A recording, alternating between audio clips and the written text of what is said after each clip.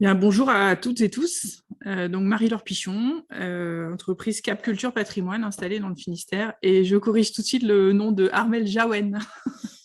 c'est Pardon. breton, c'est toujours.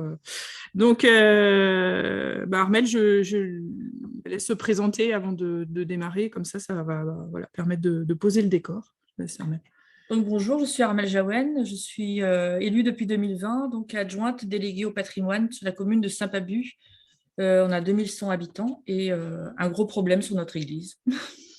Voilà. Et c'est une église que je connais bien puisque je les accompagne depuis 2017 sur ce dossier-là. Voilà. Donc, je tenais également à remercier le réseau rural breton d'avoir fait appel à nos services parce que ça fait un moment que je voulais dispenser ce type d'informations auprès des élus. Alors, je sais qu'il y a parmi vous, il y a des élus, il y a des techniciens. Donc, je vais essayer d'être la plus compréhensible pour tout le monde parce que c'est vrai que les enjeux sont différents en fonction des statuts des uns et des autres. Voilà, donc c'est quelque chose que je voulais de plus en plus partager parce que c'est le fruit évidemment de quelques années d'expérience d'un réseau qui s'est construit au fur et à mesure. Donc moi j'ai lancé, juste pour situer ce que c'est j'ai le profil d'assistant à maîtrise d'ouvrage. C'est des mots un peu barbares. L'assistant à maîtrise d'ouvrage, il se place au centre en fait, sans vouloir au centre, c'est un bien grand mot, mais il vient coordonner un petit peu les projets. Et moi, j'ai une spécialité en culture patrimoine. Donc, je travaille à la fois, évidemment, avec les maîtrises d'ouvrage, c'est-à-dire les propriétaires. Donc, c'est en général, voilà, soit les communes ou les propriétaires privés qui ont le bien en question. Je suis là pour aller chercher des maîtres d'œuvre, donc ils vont réaliser les études ou les travaux préalables. Et je suis également en contact avec différents partenaires, donc je vous présenterai à la fin de la présentation, qui sont les instances qui financent et autorisent les travaux, donc, ou les projets en fonction. Donc voilà où je me place. Je pense que c'est important de comprendre ce positionnement parce que c'est un métier qui est très récent, en tout cas sur la Bretagne.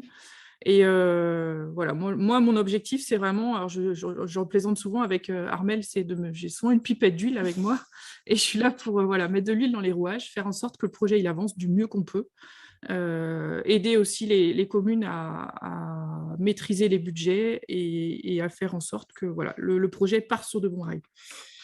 Donc, on va aborder ce matin 3 grands thèmes, la question du projet de restauration, le projet de valorisation et puis la question des financements. Et ce que je vous propose, c'est à la fin de chaque partie, peut-être d'évoquer les questions que vous avez. Voilà, plus que de garder les questions pour la fin, c'est de prendre par partie. Et si vous avez des questions, n'hésitez pas à les faire remonter. Et si jamais je n'ai pas la réponse, parce que ça peut arriver, je noterai la question et je reviendrai vers vous une fois le webinaire terminé, si ça vous va. J'espère que tout le monde m'entend bien aussi, si c'est que je pense que voilà. Alors, le projet de restauration, avant de lancer le détail et notamment évoquer le diagnostic, qui est une des étapes essentielles, c'est important de bien comprendre les étapes qui vont s'enchaîner et d'avoir une idée aussi de l'échelle de temps. Le patrimoine, c'est un temps. Et vous allez le voir. Alors, vous avez au départ un édifice qui est en mauvais état. Donc, évidemment, ça pose question. Parfois, ça effraie. Parfois, vous pouvez être confronté aussi à des administrés ou à certains de vos élus qui disent pourquoi restaurer notamment une église. On l'entend régulièrement, il n'y a plus personne qui va dedans ou très peu de monde. Donc, ça peut aussi amener des conflits ou en tout cas des questionnements. Dans tous les cas, si on décide d'y aller jusqu'à la petite étape ouf, là, c'est qu'il va falloir passer par différentes phases. La phase du diagnostic architectural. Ce diagnostic va vous aider ensuite à avoir une idée de vos budgets, des coûts, et donc en face un plan de financement, donc de monter le budget prévisionnel. Une fois qu'on a fait ça, idéalement, il faut lancer le projet de valorisation. Donc, je vais en parler tout à l'heure. Et une fois qu'on a tous ces éléments-là, on peut commencer à déposer les demandes de subvention. Une fois qu'on a les demandes de subvention, on lance les travaux.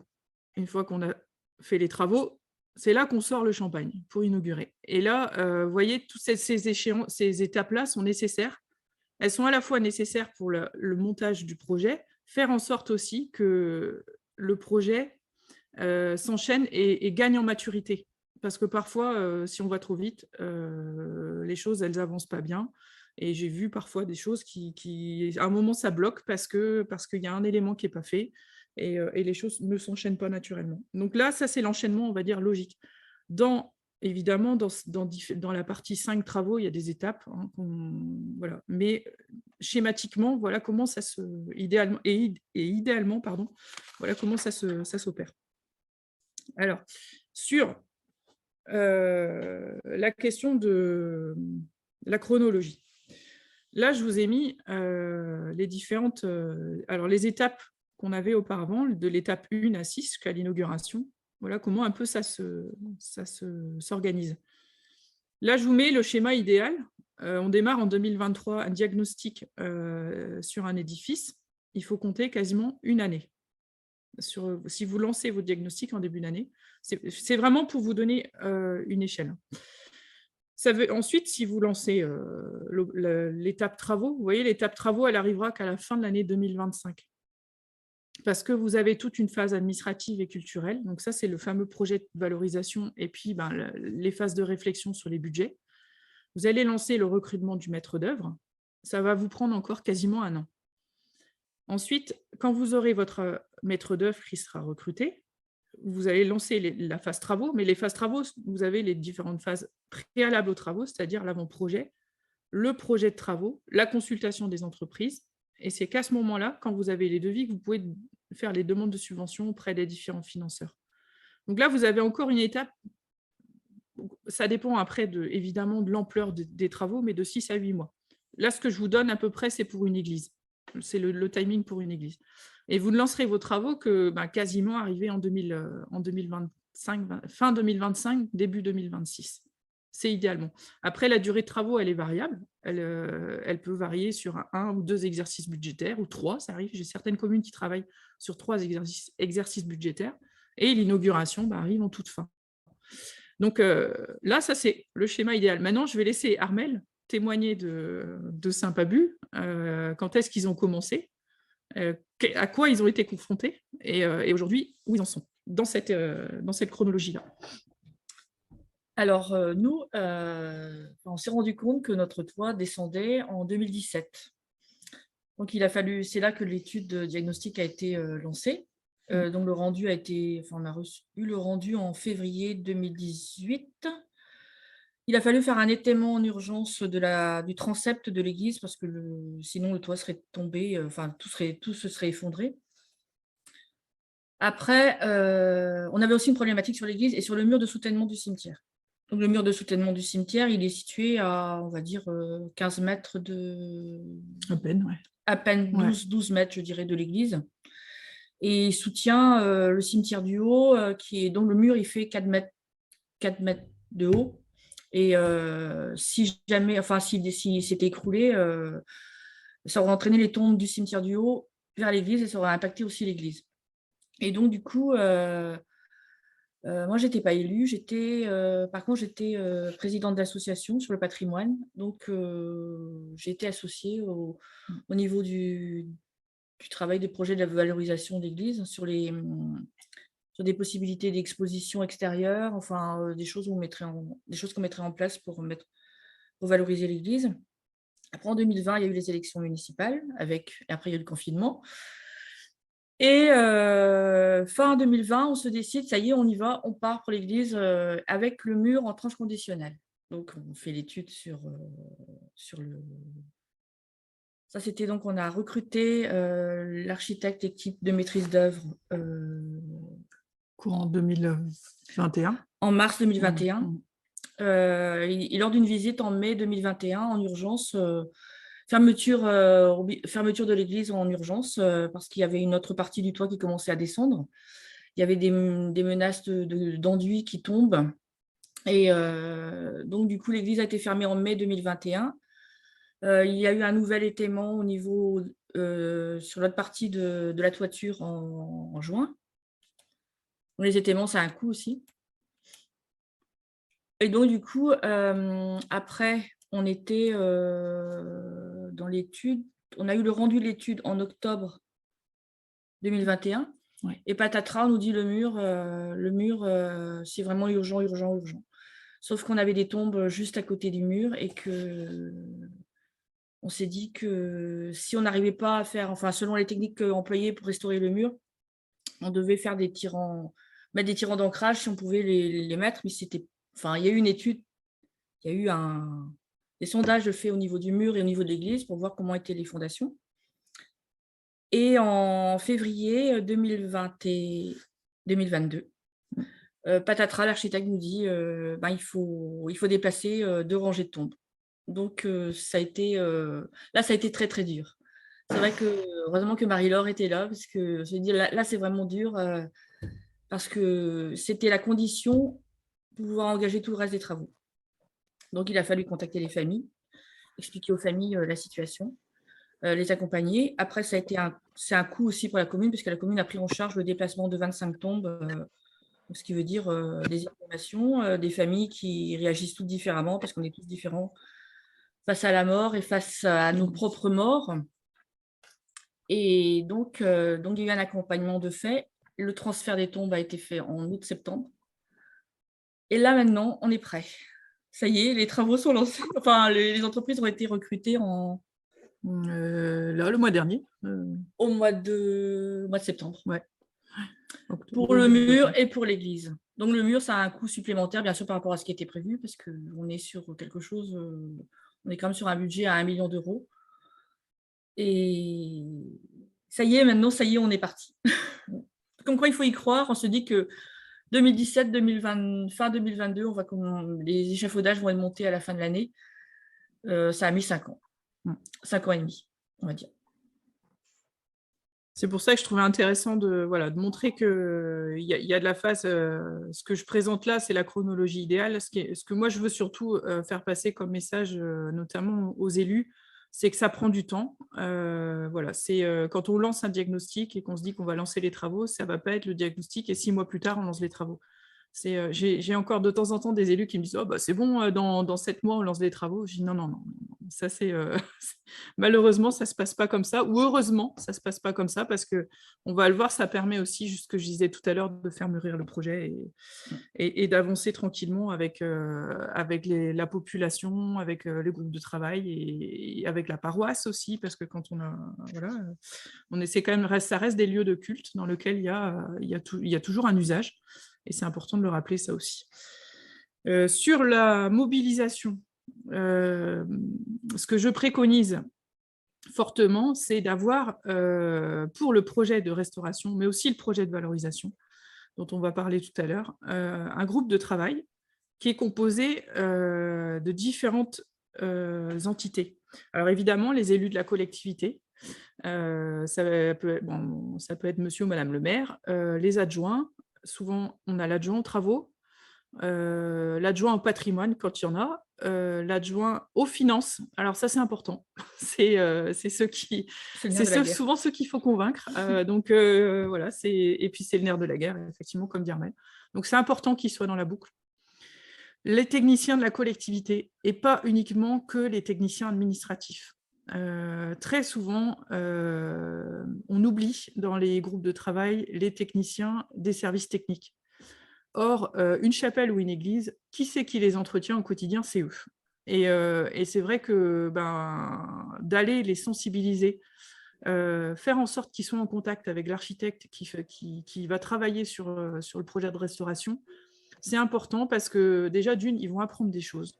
Et de deux, ils vont aussi apporter leur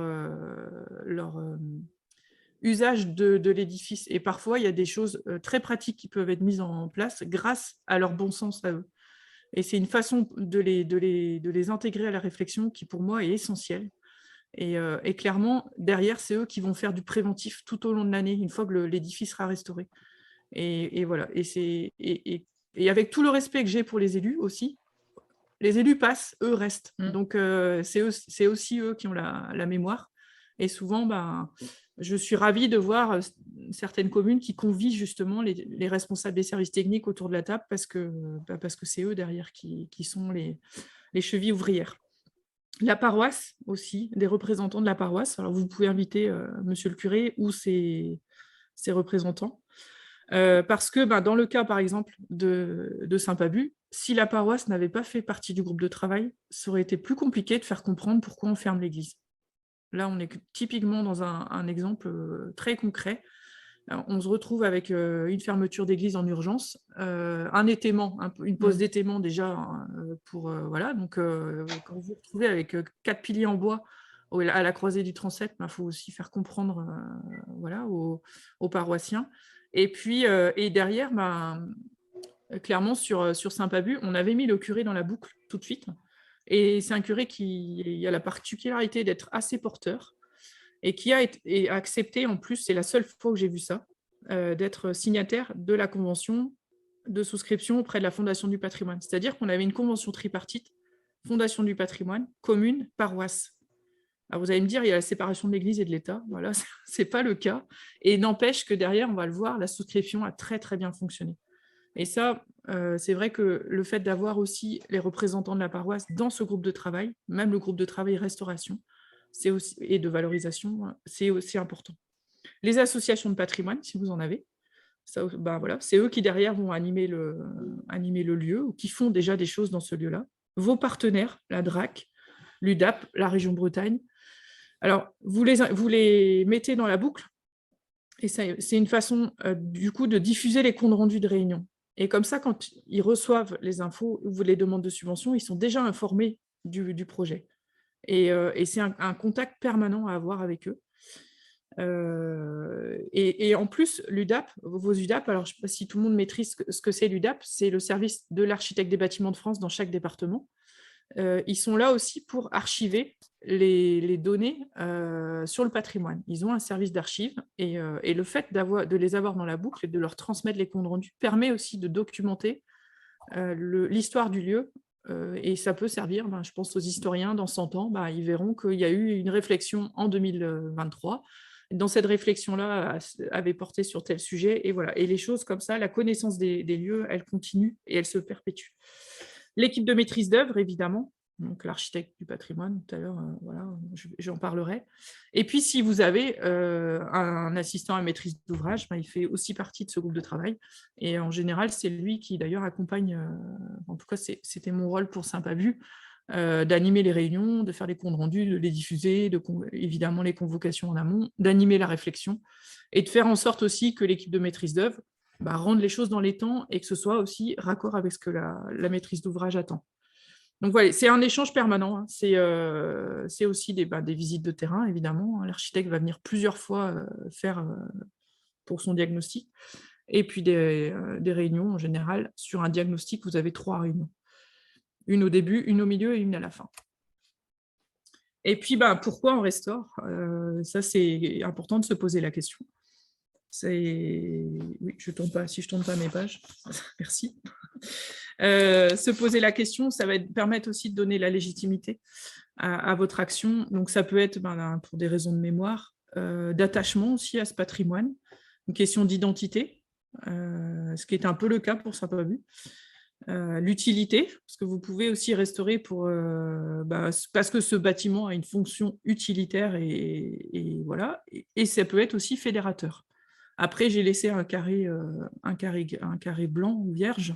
Les raisons sont propres à chacun et à chaque commune, mais dans tous les cas, de ce que j'ai pu observer depuis 20 ans, c'est un peu ces dénominateurs communs qu'on retrouve, et c'est vrai que notamment l'exemple de Saint-Pabu, ils auraient pu décider de ne pas restaurer l'église, mais non, vous avez pris la décision de le faire. Je te laisse expliquer, Armelle, pourquoi. Mais je pense que c'était même pas envisageable qu'on ne la restaure pas, parce que de toute façon, c'est le seul patrimoine religieux que nous avons. Nous n'avons pas de chapelle. L'église de Saint-Pabu, c'est une ancienne chapelle tréviale, puisqu'on était, à l'origine, notre commune n'était pas une commune, c'était une trève de Puy-d'Almaison. Et l'identité de notre commune, la création de notre commune, c'est grâce aussi à cette église à un moment donné. Donc, on le lui doit quelque part. dans l'histoire de notre commune et on est là pour transmettre un patrimoine aux générations futures. C'est pas, nous ne sommes que des passeurs, on va dire, que de passage et que des passeurs. Et le diagnostic aussi que Saint-Pabu a fait a permis de se rendre compte qu'ils avaient finalement une petite église assez singulière. Et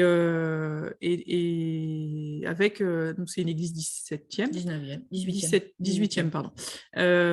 Et en fait, qui a gardé pas mal de traces du 18e, notamment au niveau des serrures, enfin, voilà, des choses qu'on ne soupçonnait pas, des boiseries classées également. Et en fait, le diagnostic a permis justement de faire prendre conscience de ça. Donc, et chaque église ou chaque chapelle ou chaque lieu patrimonial a sa singularité et le diagnostic aide aussi le regard extérieur que l'architecte vient apporter ou le regard extérieur qu'on vient apporter à travers le projet de valorisation aussi permet justement de prendre conscience de ces particularités. Alors, le diagnostic architectural. Donc là, je ne sais pas si vous vous souvenez, on est à l'étape, après l'étape 0, là, vous avez pris conscience que le patrimoine il se dégrade. Donc, vous avez identifié un besoin. À Saint-Pabu, c'est vrai qu'il n'y avait pas besoin de prendre beaucoup de recul pour se rendre compte que le fêtage de la charpente, il était en train de pencher sérieusement. La charpente c'est comme ça. Voilà, la charpente est arrivée à bout. Donc là, ils identifient le besoin. J'ai d'autres lieux où on a une pierre qui est tombée du clocher, enfin vous avez les petits escaliers là qui permettent de monter au clocher. Et puis voilà, la pierre est arrivée en bas dans la nef. Donc là, c'est des signes très visibles. Parfois, il n'y a pas forcément de signes visibles, mais vous voyez du salpêtre, de l'humidité, des choses qui se développent et on vient identifier, on identifie un besoin. Ça, c'est l'étape essentielle, enfin, une des premières étapes. Ensuite, vous allez devoir cadrer et formaliser. Donc, rédiger un cahier des charges, recruter la bonne équipe, ce qui va vous permettre de lancer un diagnostic. Ces étapes-là, elles sont essentielles. Vous allez, en identifiant le besoin, parfois, il va être nécessaire de complémenter l'équipe, de compléter l'équipe. Vous aurez besoin, évidemment, d'un architecte du patrimoine ou équivalent. Il y a aussi aujourd'hui des techniciens qui sont capables de faire des études. Je pense notamment, il y a des AMO spécialisés en suivi de travaux. Mais dans tous les cas, l'architecte du patrimoine, en tout cas quelqu'un de sensible au patrimoine, ça c'est essentiel. J'ai encore eu la semaine dernière une question, pourquoi on va faire appel à un architecte du patrimoine? Et en fait, ces édifices-là, ils ont 200, 300, 400 ans et les techniques de construction ne sont pas les mêmes que pour une salle de sport ou une salle polyvalente. L'architecte du patrimoine, c'est un architecte à la base qui a fait tant d'années d'architecte et qui a complété son cursus par 2 années spécifiques à l'école de Chaillot à Paris et qui du coup a des compétences pour comprendre comment un bâtiment ancien évolue. Et on n'a pas les mêmes enjeux. Voilà. Là, on est vraiment sur une spécialité. Et ça, moi, j'insiste beaucoup. De toute façon, je vais être très clair avec vous, si ce n'est pas un architecte du patrimoine, ça ne sera pas reconnu comme un diagnostic valable derrière par les financeurs. Et voilà. Donc ça, c'est essentiel. À cet architecte, de plus en plus, on va rajouter un historien du patrimoine. Donc, le binôme est intéressant parce que l'architecte, lui, va comprendre l'édifice et l'historien, lui, il va comprendre comment cet édifice a été construit et pourquoi on a d'éventuels déséquilibres. Donc ça, voilà, de plus en plus, on a ce binôme qui est à la tête de l'étude diagnostique. Et je trouve que c'est intéressant parce que les deux se complètent très bien. Et je conseille d'ailleurs fortement, une fois que ce diagnostic est fait, de faire une restitution publique avec l'historien qui vient présenter son étude et l'architecte qui vient présenter ses conclusions. Ça vous permet de faire un événement au niveau de la commune. Ça permet aussi, parce que c'est de l'argent public qui est investi, de restituer quelque part ce travail. Donc pour moi, c'est assez logique de le faire. Et ça, vous avez un temps de qualité parce que moi, je suis toujours bluffée. Pourtant, j'ai l'habitude de les fréquenter, mais ils sont capables, notamment les historiens. Les architectes, j'ai plus l'habitude, mais les historiens, je les fréquente depuis plus récemment. Ils ont une capacité à vous sortir une étude en 2-3 mois. Ils vous sortent un bouquin sur votre église, enfin, moi, j'admire, et voilà, et au moment des journées du patrimoine, par exemple, vous pouvez faire une restitution d'études, ça vous fait un événement autour du patrimoine, voilà, ça permet de combiner à la fois un événementiel sur la commune et aussi une restitution du travail, et une mise en valeur de ce travail aussi, c'est important. Un économiste de la construction, donc ça, en général, l'architecte, il a son propre économiste. Alors, c'est quoi un économiste de la construction? C'est lui qui va aider l'architecte à chiffrer les travaux. L'architecte a des compétences techniques, il n'a pas forcément les compétences financières, ou en tout cas, il n'est pas au fait de l'évolution des prix. Et l'économiste de la construction, il a, lui, ses compétences. Et puis, il peut y avoir aussi des bureaux d'études techniques spécialisés, ce qui a été le cas pour Saint-Pabu.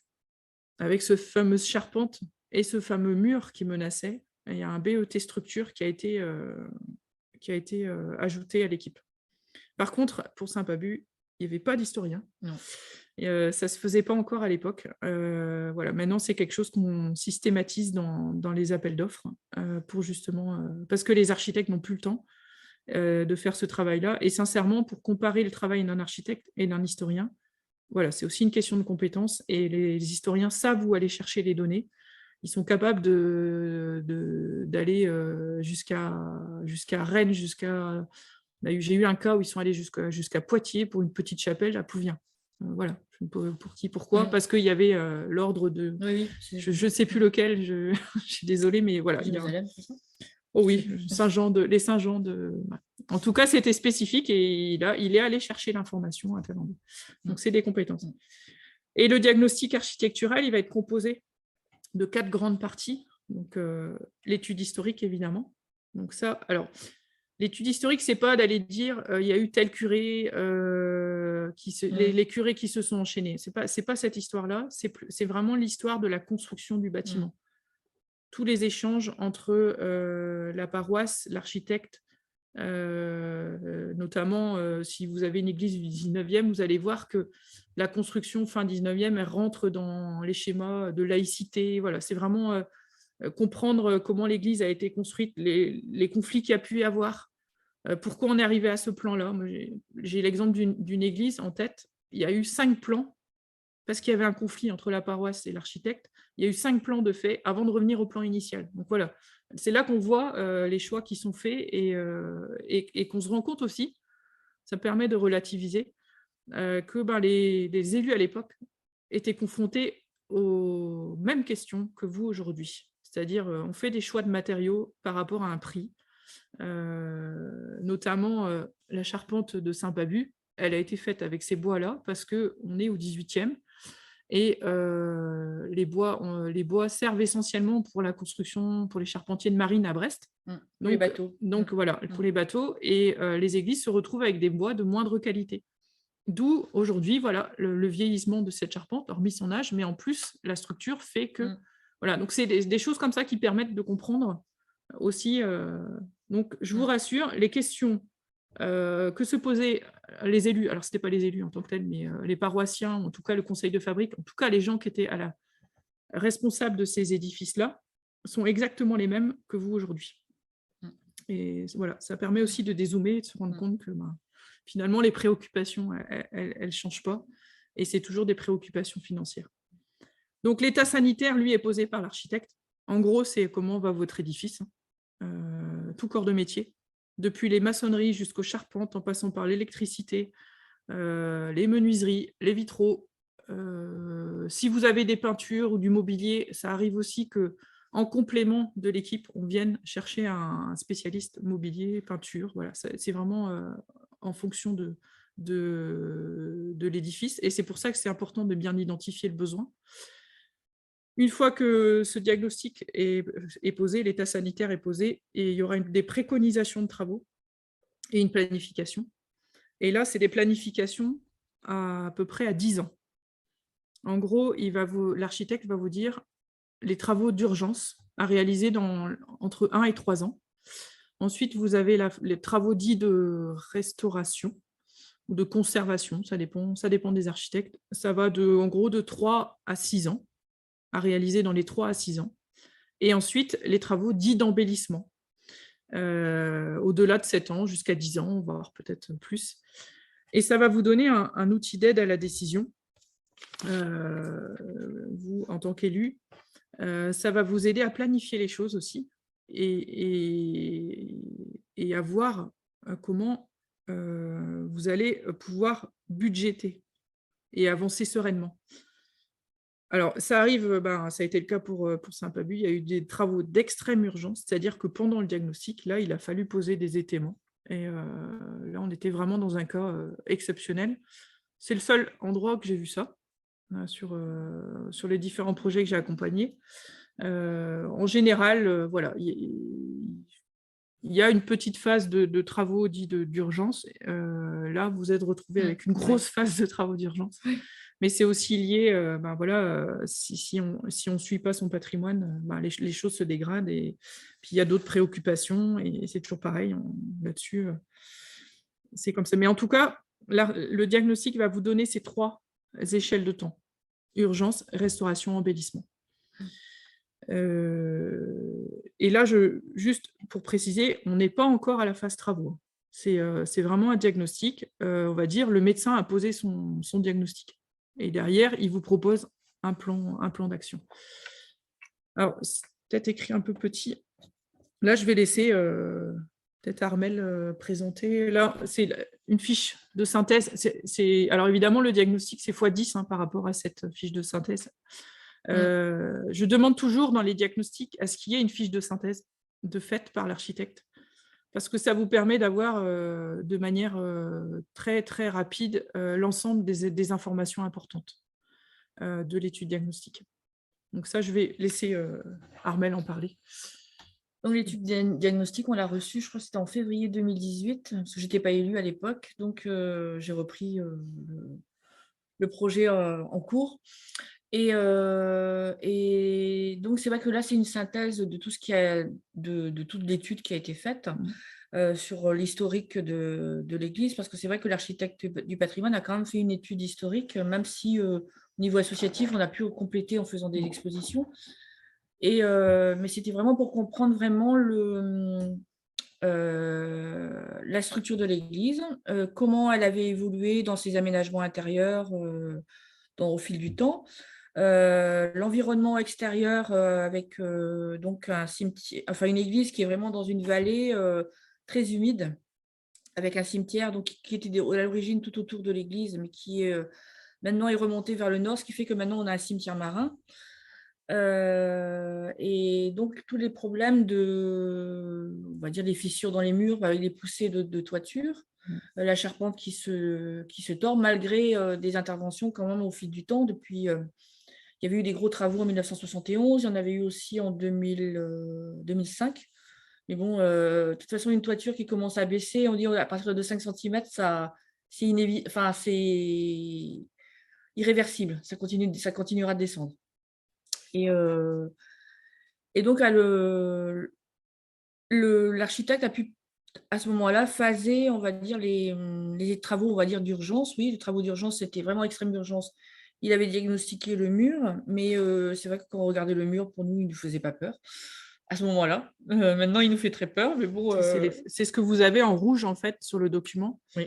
Les couleurs, là, le rouge, c'est les travaux d'urgence. En orange, c'est les travaux dits de restauration, enfin de conservation, c'est-à-dire de 3 à 6 ans. Et en vert, c'est les travaux d'embellissement. Ça permet de repérer un peu les... Et donc là, c'est vrai qu'en 2018, c'était le mur et c'était le niveau du transept, ce qui fait qu'il y a eu un étaiement d'urgence de fait avec 4 grands piliers qui soutenaient le transept donc en février 2018.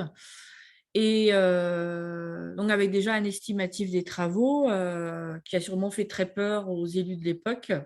Ils se sont dit, c'est pas possible, je veux dire, ça, on va pas y arriver, quoi.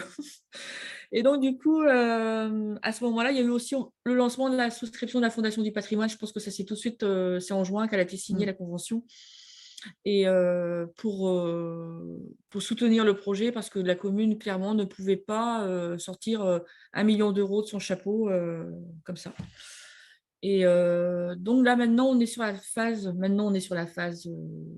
la tranche 1, travaux d'urgence. Mais donc, les travaux d'urgence, c'est aussi toute la toiture de la charpente de l'église. Tout va être enlevé, tout va être restauré à neuf. Et le mur de soutènement du cimetière. Et après, les 2 autres phases, ça ne sera pas dans ce mandat-ci. Ça, c'est clairement. Je trouve qu'on aura donné, on a d'autres projets en plus. Et il a fallu faire des choix. Donc, on a décalé les choses. On ne peut pas... S'il faut se donner du temps, c'est ça. Là, on sauve l'église, clairement. Après, on verra. La suite après. Oui. Il faut en laisser un peu pour la suite. Oui. Donc voilà, là, vous avez les différentes composantes du diagnostic, donc les différents repères, on va dire les antécédents du patient, son ossature et son environnement. Je compare souvent ce travail-là à ce que pourrait faire un médecin, c'est-à-dire qu'il va aussi regarder comment l'édifice est constitué, vraiment son ossature.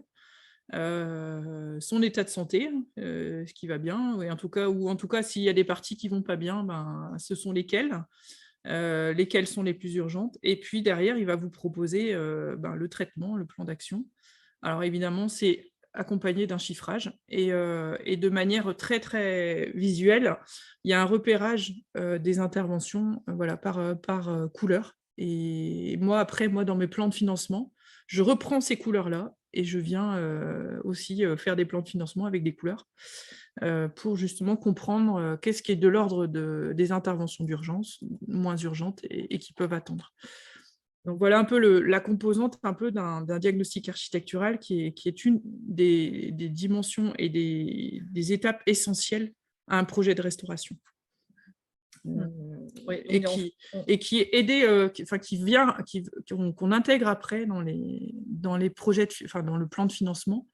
L'aide des financeurs vient en rétroactif sur ce diagnostic. Et là, du coup, on fait les travaux d'urgence et les travaux de conservation dans cette phase-ci. On fait les deux. C'est la phase orange. Rouge et orange. Rouge et orange, c'est ça. Rouge et orange. Alors, je ne sais pas, est-ce que là, on a parlé un peu de la restauration. Est-ce qu'il y a des questions avant de lancer la réflexion sur le projet de valorisation? Est-ce que c'est assez clair? Je vais peut-être arrêter le partage d'écran et puis on reprendra. Je n'ai pas vu de questions. Non. Non, il n'y a a priori pas de questions dans le chat. N'hésitez pas à lever la main. Peut-être on vous laisse quelques instants. Et sinon, on pourra enchaîner. Ou si vous avez des situations dans vos communes, n'hésitez pas. Si ça peut vous orienter. Dans tous les cas, ma volonté sur cette première partie, c'est que un projet, si vous avez un bien, église, chapelle, château, manoir, dont vous êtes propriétaire, cette phase de diagnostic est une étape primordiale, vraiment, et de faire appel aux bonnes personnes pour le faire. Je vais enchaîner du coup sur le projet de valorisation. Hop, je reprends ça. Je vais retourner.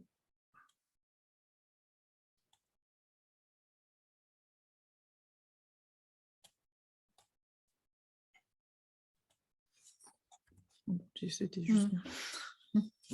Alors, le projet de valorisation, un outil de développement local. Donc, on va voir pourquoi on le fait déjà. Donc, le projet de valorisation, le projet culturel de valorisation, c'est un document d'orientation qui vient venir compléter un petit peu le diagnostic et qui vont permettre d'identifier les actions que vous faites déjà ou que vous pourriez faire pour valoriser l'édifice patrimonial.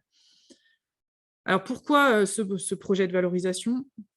Donc, je vais déjà la dimension, je le dis en premier, comme ça, vous allez l'oublier.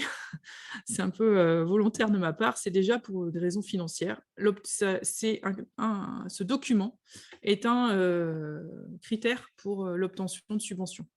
Voilà. Mais pour moi, ce n'est pas la seule et unique raison. Cette réflexion-là qu'on va faire autour du projet culturel de valorisation, c'est aussi une opportunité de se poser des questions sur comment on considère le patrimoine sur sa commune, comment on considère ce lieu-là aussi, d'un point de vue culturel, touristique. Voilà. C'est une façon de dézoomer et vraiment de réunir un certain nombre d'acteurs autour de la table, et c'est d'où le troisième point, un moment d'échange. C'est maintenir le lien avec les acteurs, donc avec les associations patrimoniales, avec la paroisse, avec l'office de tourisme quand vous en avez un sur votre territoire. Tous les territoires ont des offices de tourisme. Après, ça dépend aussi de la dimension du lieu, la dimension au sens territorial, évidemment. Valoriser, c'est aussi se donner la possibilité d'avoir des actions culturelles dans le lieu. On prend une église, parce qu'aujourd'hui, avoir des actions dans le lieu, c'est du coup un bâtiment qui va être ouvert, qui va être fréquenté, et c'est un bâtiment qui vit, et qui donc ne va pas se dégrader. Et vous le voyez tous, on a des édifices aujourd'hui qui sont fermés pour des raisons sanitaires, et du coup, ça se dégrade encore plus vite, puisque plus personne ne va dedans. Donc, c'est une des... Et les architectes du patrimoine aujourd'hui, notamment au niveau des diagnostics, insistent beaucoup là-dessus, de l'importance des projets de valorisation, parce que justement, on va avoir une fréquentation régulière de l'édifice, autrement que par le culte, qui va venir compléter. On peut à la fois faire du cultuel et du culturel, il n'y a qu'une lettre qui se rajoute, donc c'est quelque chose qui est, pour moi, essentiel aujourd'hui, si on ne veut pas que dans quelques années, ça coûte encore plus cher à restaurer. Et puis, c'est aussi une opportunité d'améliorer l'offre sur son territoire, l'offre touristique et culturelle. Donc, voilà, ce projet culturel, ce n'est pas une réflexion qui est vaine, et on va le voir, ça permet d'amener plein de réflexions et d'enchaîner sur différentes actions. D'ailleurs, sur Saint-Pabu, Armelle, ça vous a permis d'avoir des nouvelles pistes de travail? C'est ce que... Oui, on a un projet de réaménagement de la rue du Bourg. Et c'est vrai que ça nous booste, on va dire, on s'est intégrés ensemble, enfin, tout est antillé, enfin, ça nous permet d'avoir des perspectives, se dire que le projet de l'église, finalement, qui a été quelque chose qui s'est imposé à nous, va nous permettre de rendre sa place à l'église et puis de redonner sa singularité à notre commune, on va dire, parce qu'on a une commune, notre église, notre bourg n'est pas au centre de la commune, mais il est vraiment au bord de la Berbenois, et c'est un bourg côtier, ça va nous permettre de remettre en place, remettre les choses à leur place, on va dire. Alors, comment on va valoriser? Là aussi, il y a différentes étapes sur ce projet de valorisation. Il y aura au départ constat état des lieux. Donc là, ça va être, on va aller regarder qu'est-ce qu'on dispose sur la commune en termes d'associations patrimoniales, d'associations culturelles. Est-ce qu'on a une médiathèque? Est-ce qu'on a, voilà, tout ce qui va permettre de faire le lien entre l'église ou la chapelle et les différents acteurs. Et ces acteurs-là, est-ce qu'ils peuvent être éventuellement justement des acteurs de la valorisation? Quels sont aussi les forces enfin les atouts de l'édifice, comment il est perçu d'un point de vue touristique. Je vais vous donner un cas très concret, une église classée du secteur de Brest, donc l'église de Gouesnou. Quand on fait l'état des lieux, donc pour le projet de valorisation, on se rend compte, notamment sur les documents touristiques, du secteur de Brest Métropole et de Brest Terre-Océane, donc qui est le territoire, la destination touristique. Cet édifice classé, qui est pourtant la seule église classée du secteur de Brest, n'est même pas indiqué sur les documents. Donc ça vous donne, voilà, en étudiant ça, ça donne une idée déjà de la perception qu'ont les acteurs de cet édifice. Donc, ça peut déjà être un premier axe de travail. Sur une autre commune, ils ont une église 19e, plutôt grande, avec à côté, c'est à Plouescat, à côté des halles qui sont des halles du 17e, je crois, classées. Donc, autant vous dire que les gens se déplacent à Plouescat pour voir les halles et pas pour voir l'église. En plus, c'est une église rond-point. Donc, ça arrive aussi dans certaines communes. On se sert de l'église pour faire un rond-point. Et donc, pas beaucoup de recul pour l'observer. Enfin, voilà, on est sur quelque chose une église, on va dire, assez commune du 19e. Mais à l'intérieur, on a des orgues monumentales, assez exceptionnelles, qui n'ont d'ailleurs jamais été classées. Je n'ai pas trop compris pourquoi, parce qu'elles avaient plutôt un intérêt. Et ils ont un marché le samedi matin. Et en étudiant, en faisant tout cet état des lieux, je dis, vous avez un marché, j'ai dit, vous avez des orgues, pourquoi vous ne proposez pas des concerts d'orgues pendant le marché, comme le fait, en l'occurrence ici, l'Esnevin, la Nilis et Plougastel. On ne sait pas faire. Donc en fait, le projet de valorisation a été l'occasion de provoquer la rencontre entre les élus de Plouescat et les élus des autres communes pour mettre en place et mettre en œuvre cette action-là. Donc aujourd'hui, les concerts d'or qu'on a pendant le marché du samedi à Plouescat, ça émane de ce projet de valorisation. Voilà, c'est vraiment là des cas concrets où on va venir étudier tous les outils qu'on a, et le but, c'est pas d'aller chercher à créer un poste de chargé de mission patrimoine parce que la commune n'a pas les moyens, mais par contre, c'est venir tenir compte de l'existant pour l'optimiser et faire en sorte que derrière, on conçoive un projet qui soit réaliste et réalisable. Donc, une fois qu'on a posé ce constat-là, on va évidemment poser un diagnostic, voir qu'est-ce qui va bien, pas bien, quelles sont les opportunités qu'on va pouvoir saisir, les enjeux, le plan d'action, et on va venir chiffrer et planifier ces actions-là. Les projets de valorisation, on part en général sur des actions qui vont s'échelonner sur 4, 5, 6 ans. Certaines qui peuvent être faites dès l'année suivante, d'autres qui peuvent être faites d'ailleurs en parallèle du projet de restauration. Vous pouvez avoir un travail avec les écoles, faire venir les enfants notamment sur le chantier, avec toutes les précautions de sécurité, mais en tout cas aujourd'hui c'est des choses qui se font. Ce qu'on a fait à Plouescat aussi, si ça peut susciter des vocations, notamment au niveau des métiers manuels, ça serait plutôt chouette.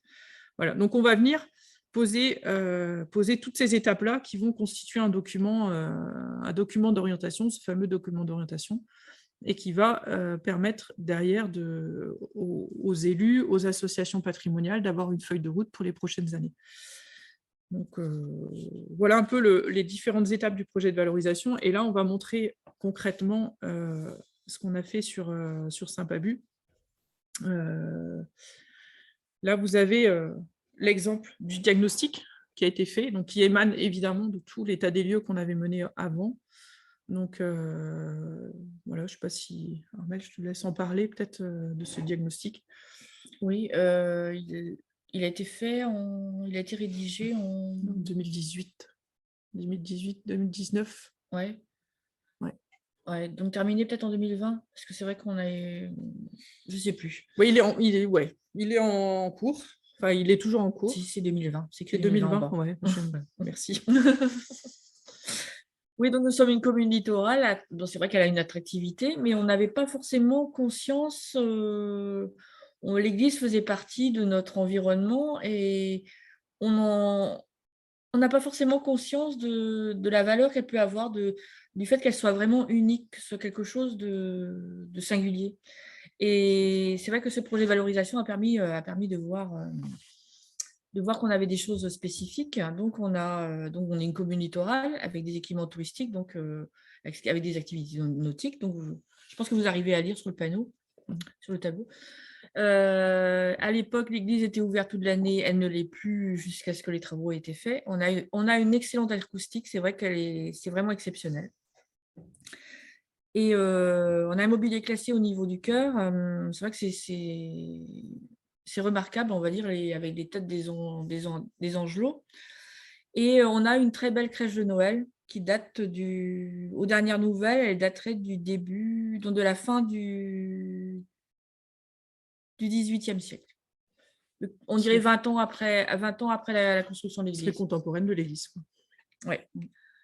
Et donc, ce sont des personnages en bois polychrome et en costume breton, sauf la Sainte Famille et les rois mages par contre, les rois mages n'ont pas leur couronne, ce qui nous permet de dater la création de la crèche à l'époque de la Révolution. Donc, c'est vrai qu'elle n'était pas forcément mise en valeur comme on le voulait. Ce sera quelque chose à changer après. Donc, on a le cimetière marin parce qu'on a une vue sur la Berbenois d'en haut du cimetière, ce qui fait que c'est un cimetière assez prisé, on va dire aussi. On a une pénurie de place. Et vous n'aviez pas conscience de ça avant la réflexion sur le projet de valorisation? Si, moi, toi, oui, parce que mais les autres, moi, non. du cimetière, de la tombe de mon père, j'avais une vue sur la berre. Donc, voilà, j'avais conscience. Mais peut-être pas forcément conscience que c'était rare. Mais bon...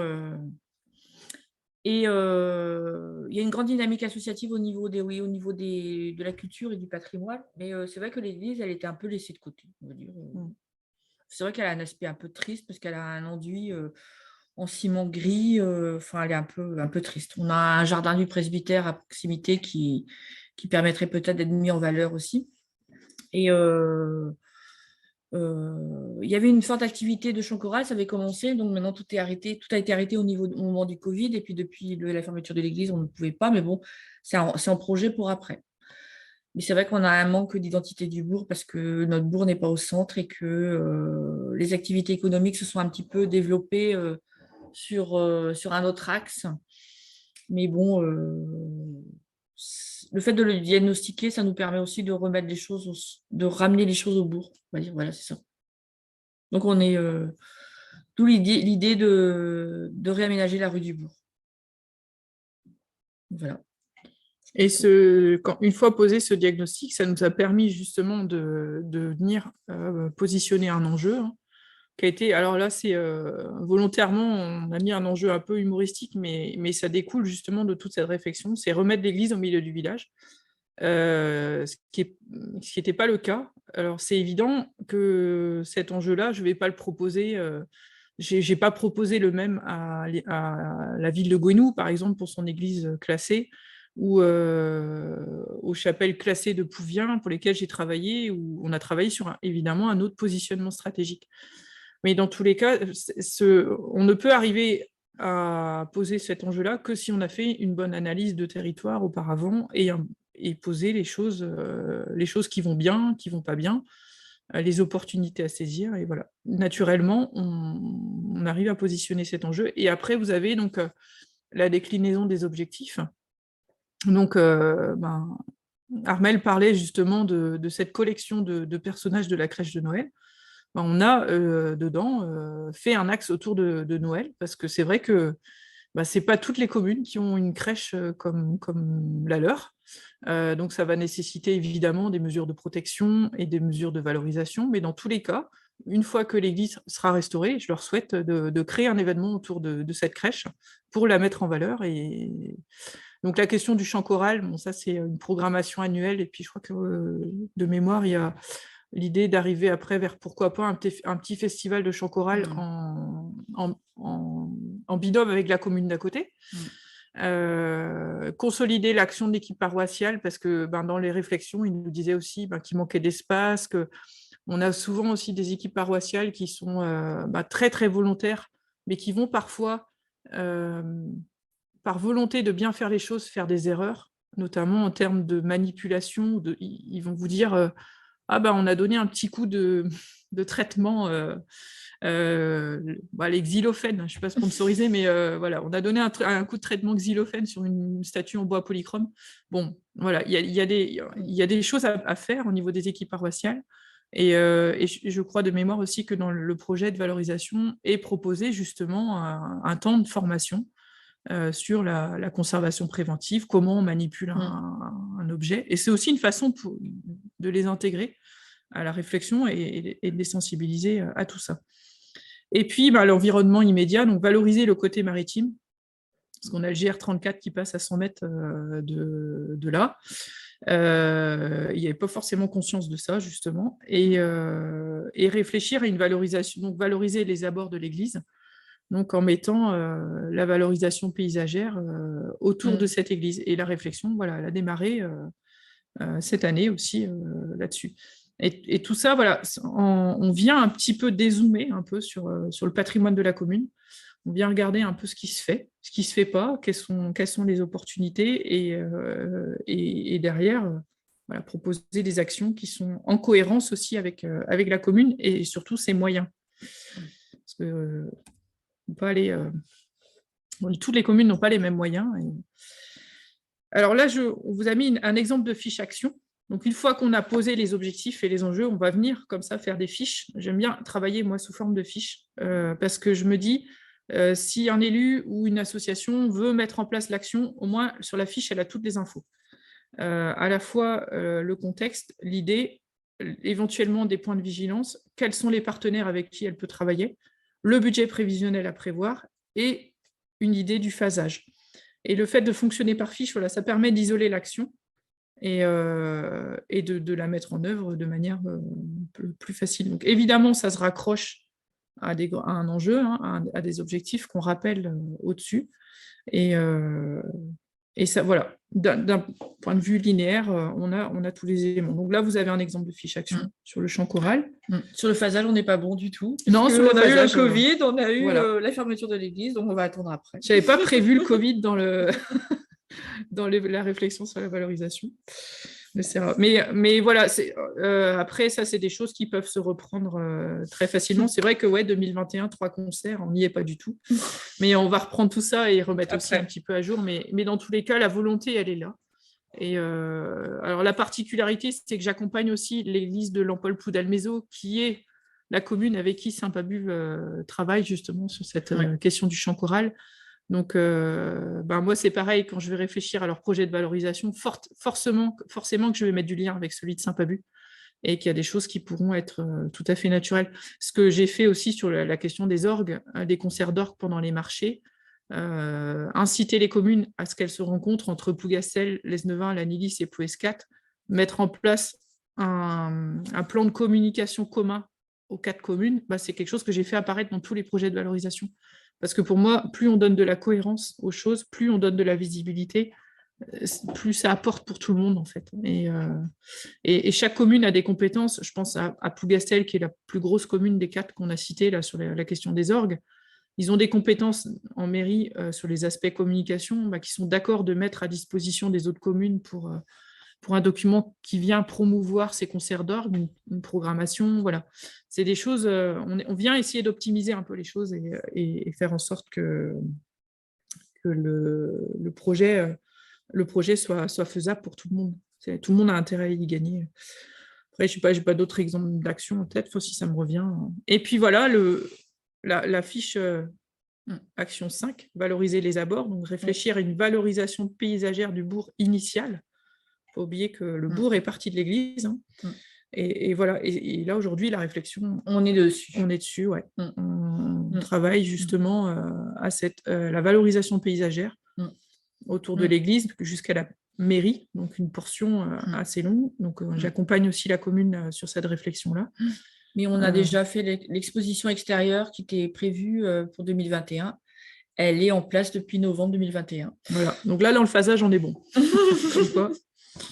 Voilà. Donc c'est une exposition qui resitue, on va dire, qui raconte l'histoire de la commune de Saint-Pabu en 6 dates, dont une grande place à l'église qui est vraiment, on va dire, ça va ensemble, la création de la commune, ce que je disais par rapport à... C'était une trêve à l'origine, donc voilà.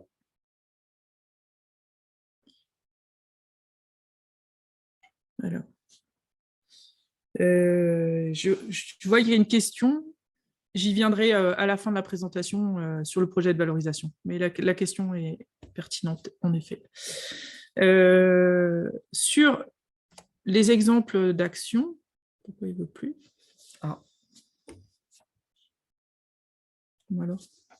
Voilà. Des exemples d'actions. Donc là, je vous ai cité quelques exemples auparavant. Vous pouvez avoir à la fois du travail autour des chorales, du conte. Donc là, vous avez un exemple d'affiche. Donc ça, c'est une commune que j'accompagne à Plouidère. qui est une commune qui a le label Village en poésie, et qui a pas mal d'actions autour du conte, de la poésie, qui a proposé une sorte d'opéra dans cette chapelle. Donc là, c'était récemment, c'était le mois dernier, dans le cadre des Petites Fabriques, donc, qui est un événementiel mis en place par l'Office de tourisme. Et là, voilà, on a une action très concrète. On vient proposer un événement un dimanche après-midi. Donc, sur cette commune-là, très concrètement, je dois rendre le projet de valorisation demain, donc c'est frais dans ma tête. Ils se sont rendus compte, il y a eu toute une phase de travaux sur cette chapelle auparavant. Ils ont fait les phases 1 et 2 déjà. Et là, ils entament la phase 3, donc la phase d'embellissement. Et il n'y a pas eu d'études historiques de fait. Donc, dans le cadre du projet de valorisation, ils seraient prêts aujourd'hui à lancer une vraie étude historique avec un historien du patrimoine, de manière à mieux connaître leur patrimoine, ce patrimoine-là, cette chapelle, leur église aussi, tant qu'à faire. Et puis, ils ont une autre chapelle 19e à côté de la mairie. L'idée, ça serait de lancer, voilà, pourquoi pas, une étude historique commune pour l'ensemble de leur patrimoine religieux. Voilà, une action très concrète du projet de valorisation. Ça ne concerne pas que la chapelle, c'est tout le patrimoine religieux, mais parce qu'on constate qu'il y a une carence en termes de connaissances, justement, sur le patrimoine de la commune.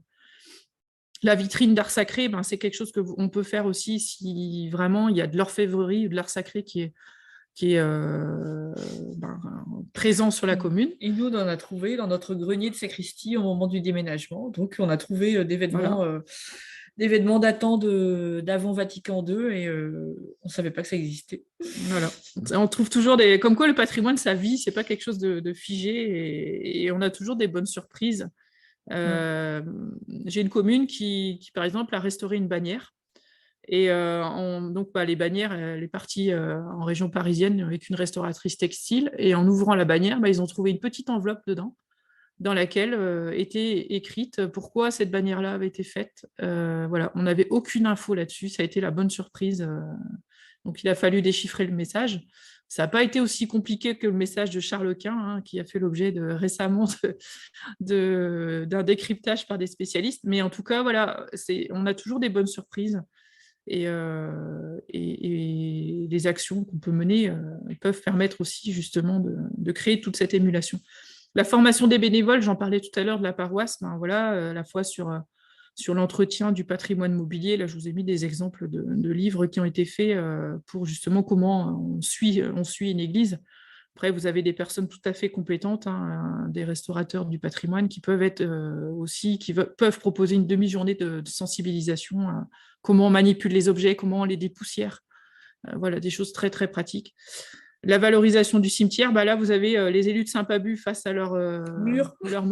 Ça, c'était la semaine avant le transfert des tombes. Je plaisante avec eux quand je suis là-bas. J'ai dit, là, vous êtes au pied du mur, mais c'est le cas de le dire. Et voilà. Donc là, il y a eu tout un travail de fait aussi. La valorisation du cimetière. Et, on va travailler, il y a des propositions de valoriser ce cimetière, et pourquoi pas dans le projet, par rapport à ce cimetière marin et à la vue qu'il offre sur la berre, proposer juste des fenêtres de vue avec un petit texte de poésie. Voilà, on est dans un cimetière, donc on est évidemment obligé de respecter ce caractère un peu sacré et faire attention à l'environnement qui nous entoure. Mais des choses, amener des choses qui amènent à la réflexion, à la contemplation et à l'apaisement aussi, parce que les cimetières ne sont pas toujours des lieux où c'est toujours apaisé. C'est des expositions, visites virtuelles. Oui. Voilà, nous, on a eu de la chance, on a eu le nez creux, on va dire. On a fait on a fait faire une visite virtuelle en janvier 2021, sans savoir qu'on allait fermer notre église 3 mois après. Et donc, on a une visite virtuelle qui est en ligne sur le site de la commune, qui permet de situer l'église avant le déménagement, avant les travaux, donc, ça nous permet d'immortaliser, on va dire, les lieux, et puis tous les endroits où tout le monde ne va pas, on a pu monter jusqu'au clocher.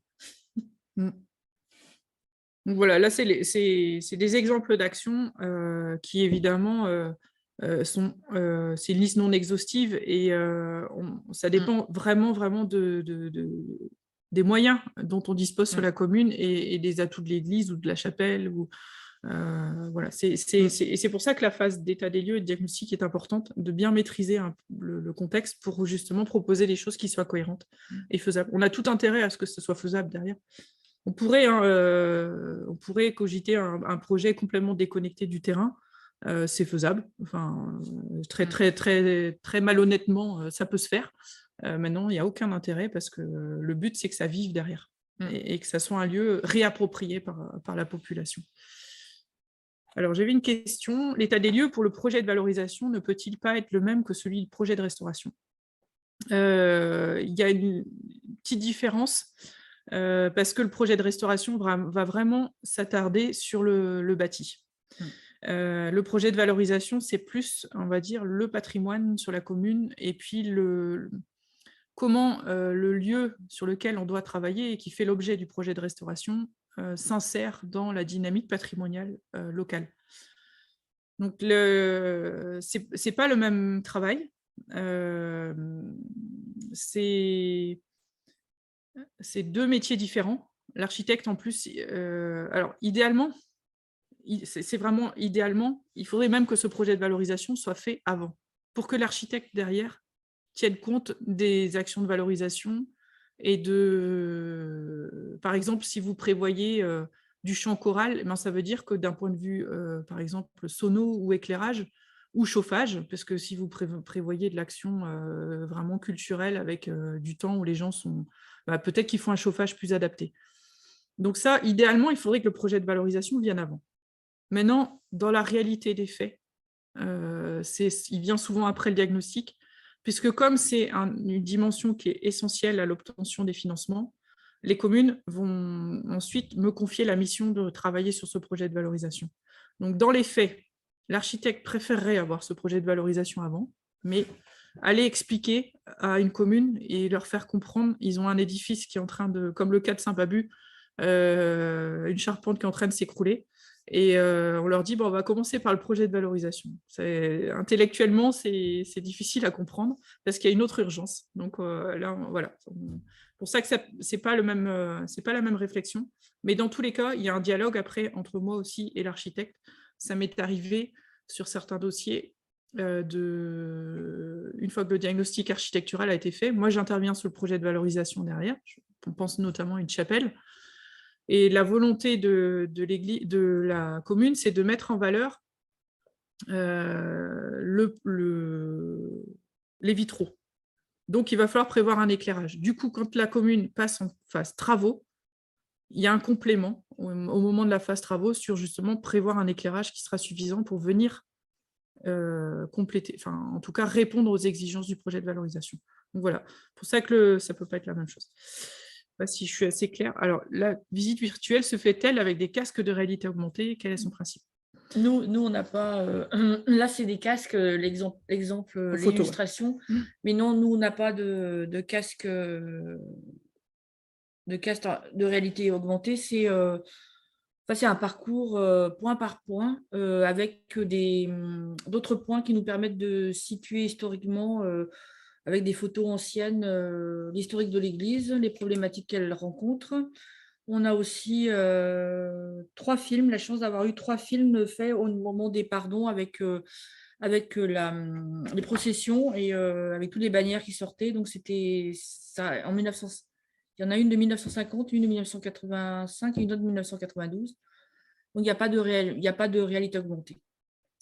On avait deux devis de projets. Il y en avait une avec un drone. On ne l'a pas fait avec un drone. On a fait qu'une visite extérieure et tout autour de l'église.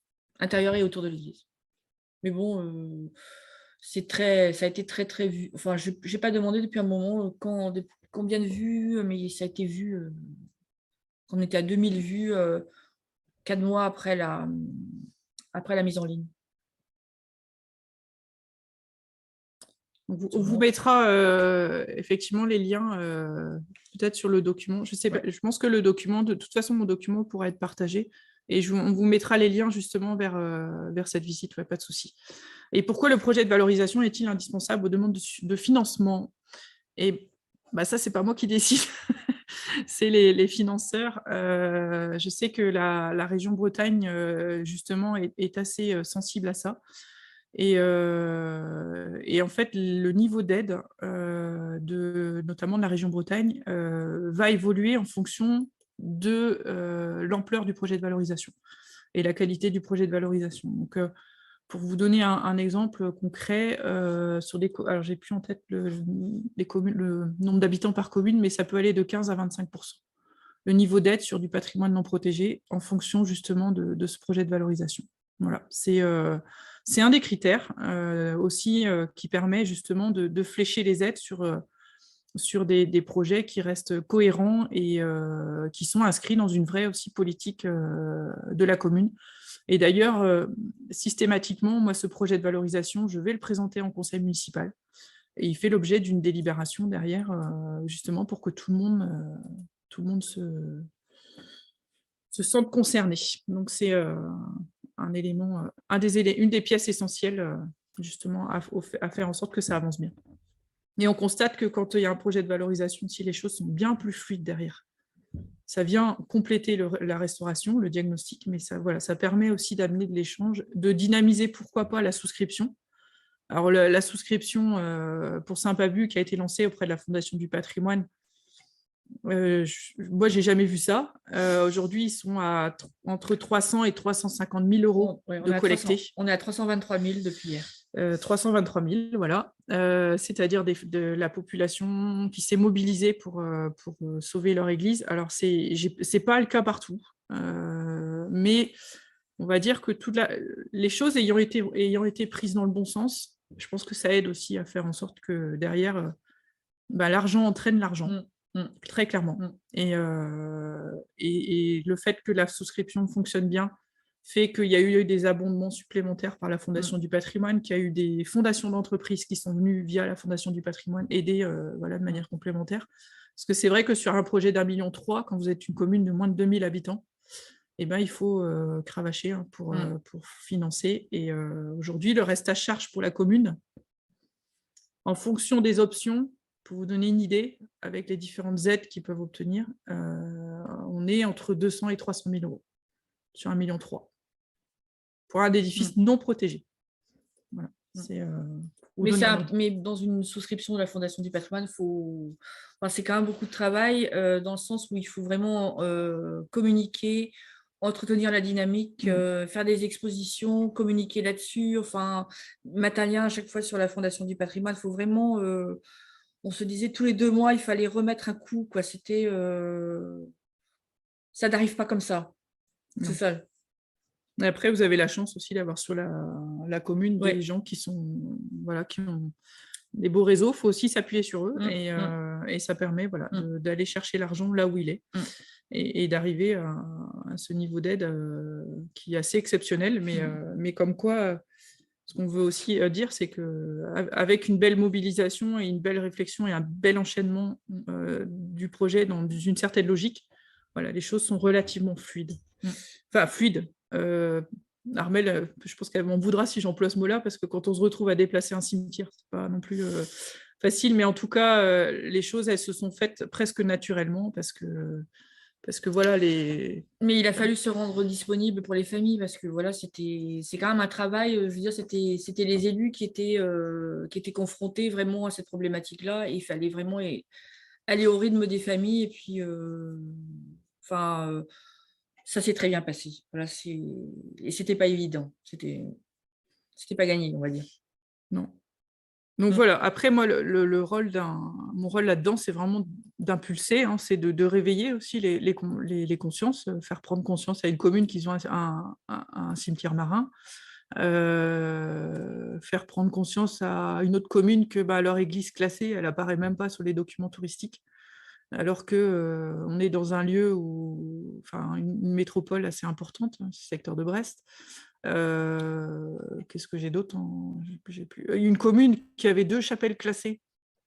Et puis j'aurais dit, mais c'est exceptionnel. Ah bon ? En fait, oui, parce que 2 chapelles classées sur un même territoire. Alors vous pouvez considérer ça comme des boulets à traîner, mais au contraire, touristiquement parlant, c'est assez exceptionnel. Donc là-dessus, sur cette commune-là, Plouvien, on a travaillé sur cet axe-là, mettre en valeur ces 2 chapelles et s'affirmer comme étant la commune aux 2 chapelles classées. Et il y a voilà, ils ont créé un logo commun pour les deux chapelles. Il y a tout un plan de communication qui est fait. Alors, ils sont tous les deux en restauration. Donc, ils ont fait appel à une entreprise qui vient valoriser les métiers de la restauration pendant le chantier. Enfin, voilà, il y a toute une mise en valeur via les réseaux sociaux. Vous pouvez les suivre, hein, c'est Plouvien, les chapelles classées de Plouvien. Voilà, ils sont partis interroger les ouvriers sur le chantier, l'architecte, et il y a un suivi de chantier qui se fait et qui vient mettre en valeur et qui est complémentaire à ce qu'on avait réfléchi dans le projet de valorisation. Donc voilà, moi je suis un peu là pour, ça c'est mon rôle, un petit peu de faire prendre conscience et d'éveiller un peu, d'impulser. Je ne suis pas là pour faire à la place. Ce n'est pas moi derrière qui vais aller mettre en place des actions, mais par contre d'aider la réflexion à se mettre en place. Alors, a-t-on intérêt à pousser le classement d'édifices patrimoniaux ou n'a-t-il pas d'avantage à rester non classé? Je m'attendais à cette question. Alors moi, évidemment, c'est plus facile, financièrement parlant, d'avoir des édifices classés, protégés. Je ne sais pas si tout le monde situe bien les niveaux. On parle d'un édifice protégé, et l'édifice protégé, il peut être classé ou inscrit. Classé, c'est la dimension la plus importante. C'est des édifices type les cathédrales qu'on a, voilà, ou des sites exceptionnels, assez rares, et qui du coup ont la mesure de protection la plus haute, et du coup le niveau de subventionnement aussi le plus élevé. Mais aussi le niveau de contrainte, évidemment, le plus important, avec les architectes des bâtiments de France qui suivent ça de près, la DRAC qui suit ça de près, et c'est normal, parce qu'ils vont apporter des financements. Et ils sont aussi là pour s'assurer que la restauration est faite dans les règles de l'art. Ensuite, on a les édifices inscrits, donc pareil, qui font l'objet d'une surveillance de la part de la DRAC et des ABF. Et puis, vous avez effectivement ce fameux périmètre qu'on a souvent autour des édifices, et vous entendez certainement souvent vos administrés vous dire « Ouais, mais on en a marre, tout ça, c'est à cause de l'église, on ne peut pas mettre la bonne couleur de volet, on ne peut pas mettre la bonne... » Donc, on a ces contraintes-là. Les fameuses contraintes de périmètre. Moi, mon regard de professionnel du patrimoine, c'est que je me dis heureusement qu'ils sont là pour venir justement préserver les paysages, préserver... on voit clairement quand on rentre dans un bourg, on sait s'il y a un édifice protégé ou pas. Parce que justement, il y a une harmonie, il y a...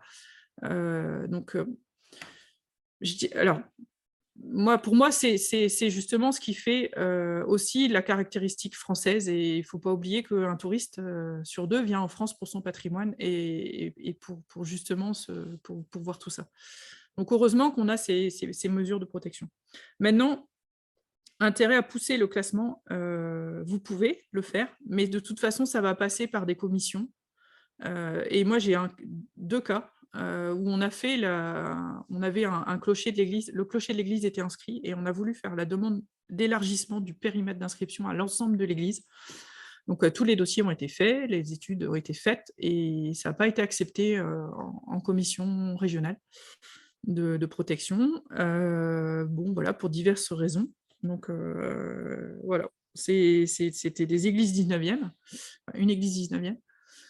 Ça n'a pas été accepté, ça sera peut-être retenté. Là-dessus, c'est des choses qu'on ne maîtrise pas forcément toujours. Donc, avantage à rester non classé. La question n'est pas classé. Voilà, Saint-Pabu n'est pas classé, mais par contre, le patrimoine non protégé, tel que c'est pris à Saint-Pabu, c'est quand même fait dans les règles de l'art. L'architecte du patrimoine est présent. Les entreprises qui vont travailler autour ont des compétences évidemment reconnues en restauration, en maçonnerie, en charpente, parce qu'on a affaire à quand même des techniques et des savoir-faire particuliers. Donc là-dessus, moi, ça dépend vraiment de l'édifice. J'ai une réflexion actuellement en cours sur une église où il y aura peut-être une demande d'élargissement du périmètre d'inscription, mais il y a encore tout un travail à faire auprès des élus pour leur faire comprendre l'intérêt de le faire. Voilà, ça dépend vraiment des situations. Avez-vous connaissance de projets sur du patrimoine industriel et ou du patrimoine ferroviaire? Patrimoine industriel, alors ça commence à venir un petit peu en Bretagne.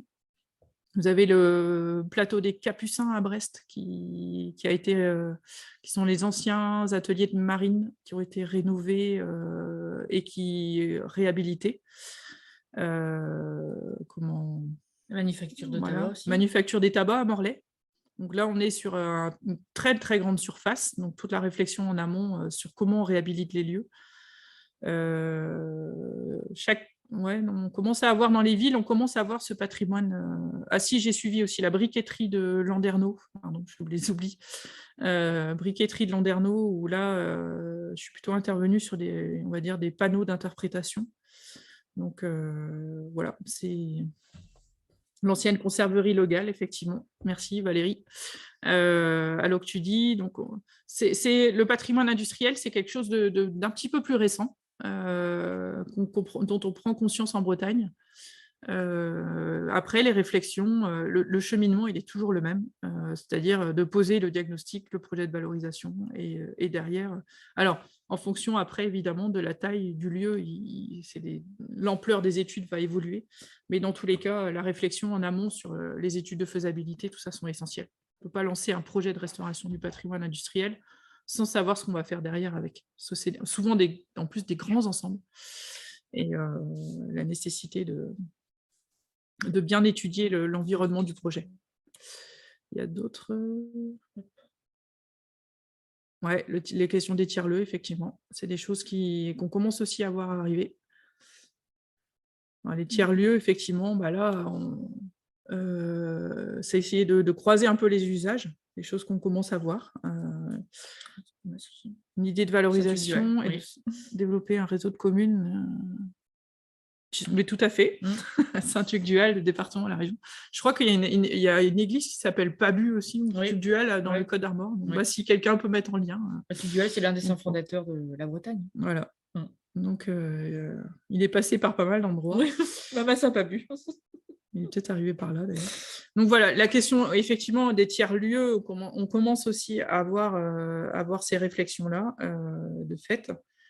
Moi, je pense que même, je ne sais pas à quelle échelle de temps, maintenant, c'est trop tôt pour le dire, mais très rapidement, on va se poser la question aussi de l'avenir de nos églises.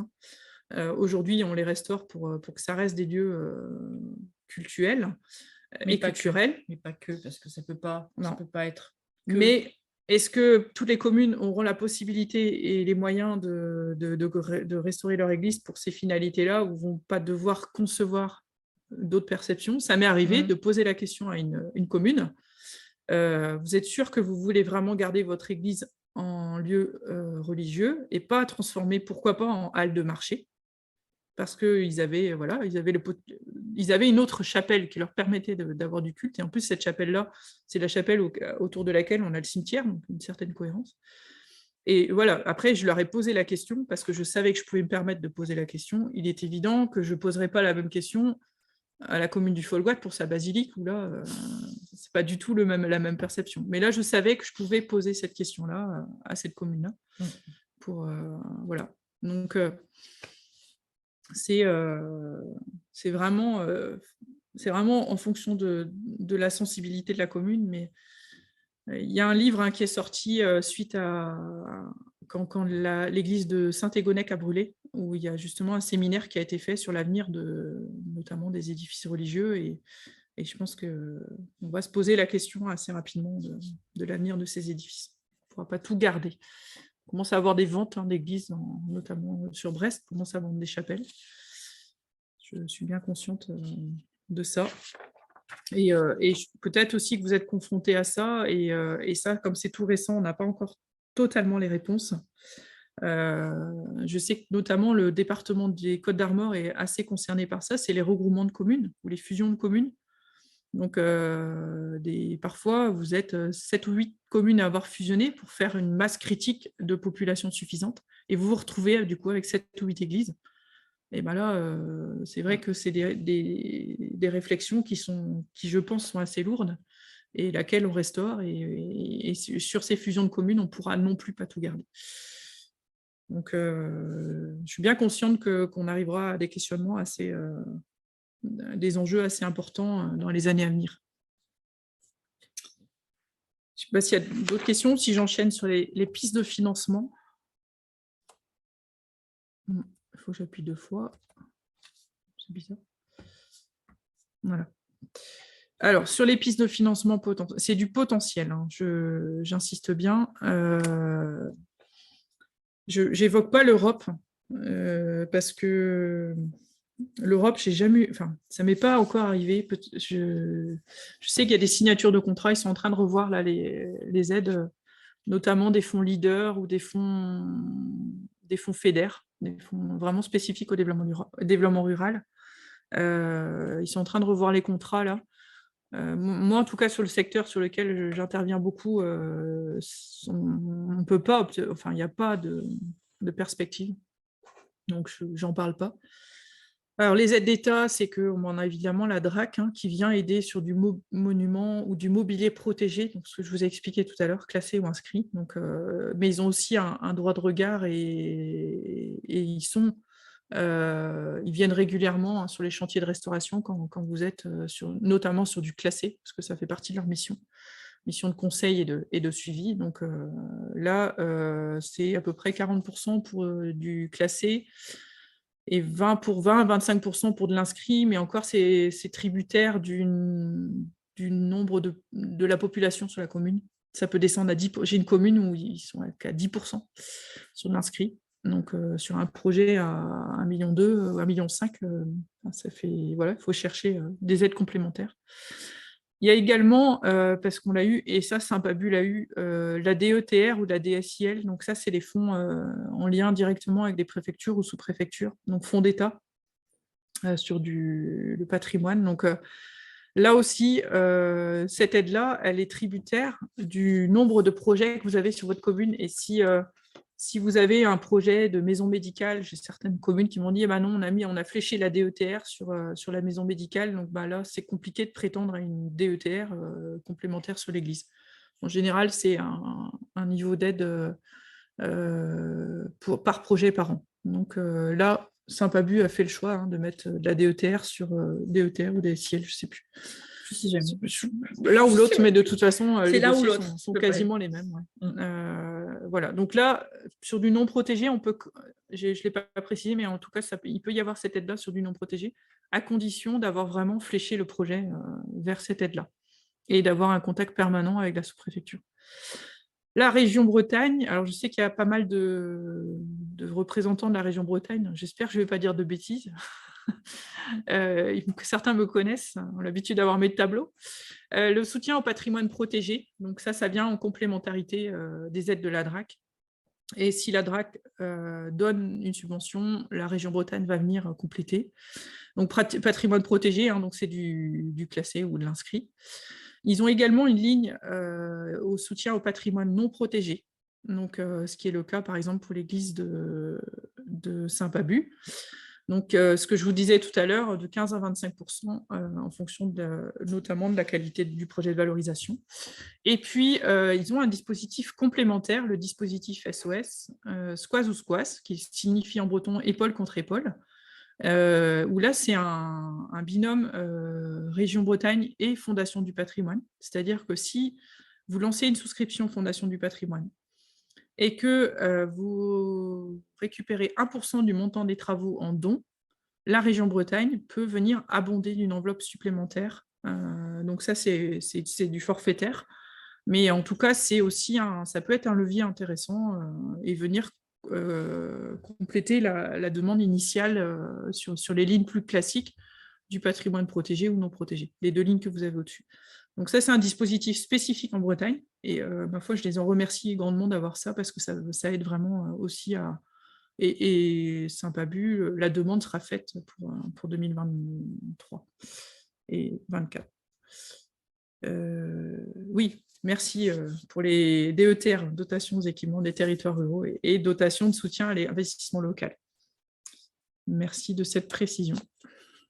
La France est le pays des sigles, donc et du coup, c'est des formations professionnelles. Les départements, l'échelle départementale, donc le département 29 a une ligne au patrimoine protégé, bâti et mobilier. Pacte Finistère 2030. Voilà, dans le cadre, là, il y a eu un changement cette année à la tête du département. Ils partent maintenant sur des lignes spécifiques au patrimoine. Et dans le cadre du pacte, c'est-à-dire que les communes viennent aussi un petit peu dans le même esprit que la DETR, on vient inscrire une action, et cette action-là, elle est aidée à l'échelle de la communauté de communes, c'est-à-dire que chaque communauté de communes a une enveloppe, et à eux, après, de répartir cette enveloppe-là en fonction des projets qui sont fléchés.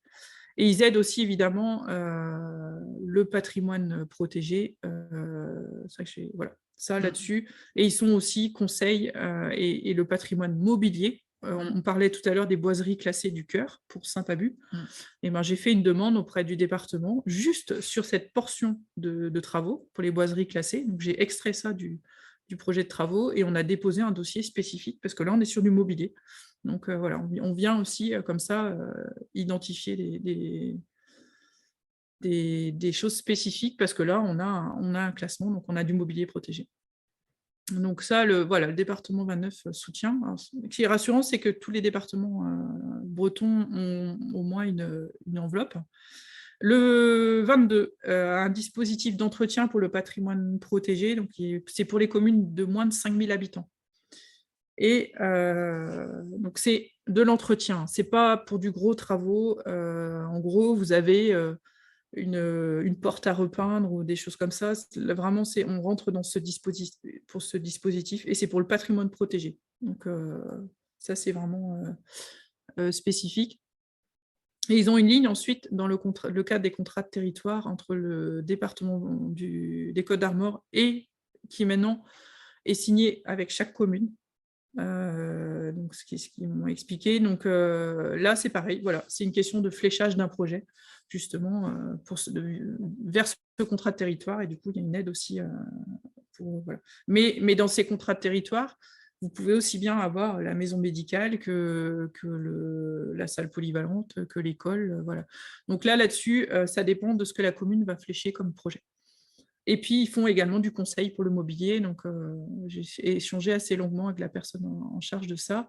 Donc, pas hésiter aussi à la solliciter justement pour le mobilier. Donc, c'est tout ce qui est statuaire, tout ce qu'on peut, en gros, déplacer dans les églises, hein, les statues, les toiles peintes, l'orfèvrerie. Voilà. Ils font aussi du conseil et des petites aides financières aussi. Le 56 vient aider la restauration d'édifices qui sont protégés ou non. Donc ça, voilà. Et puis le 35 a un fonds de solidarité pour le soutien au patrimoine religieux non protégé pour les communes de moins de 5000 habitants et également pour les objets immobiliers. Ils ont une enveloppe de 750 000 €. Donc ils aident à peu près une douzaine de projets, 12 à 15 projets par an. Ça dépend aussi pareil, du montant des travaux, mais dans tous les cas, il y a aussi des pistes de financement dans chaque département. Après, je ne rentre pas trop dans les détails des niveaux d'aide parce que ça, c'est après de l'ingénierie financière. C'est déjà vous présenter un peu les dispositifs qui existent. Et je ne rentre pas non plus dans le détail Là, c'est vraiment pour de la restauration, le projet de restauration. Vous avez aussi des fonds pour l'archéologie, des fonds pour de l'art plastique. Enfin, voilà, le culturel, c'est assez vaste, mais je ne rentre pas dans ces détails-là parce que sinon, on va se perdre.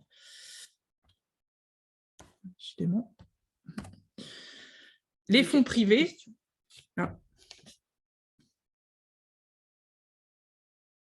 Quelqu'un Pascal Delmotte a levé la main, peut-être compléter sur la région Bretagne, justement.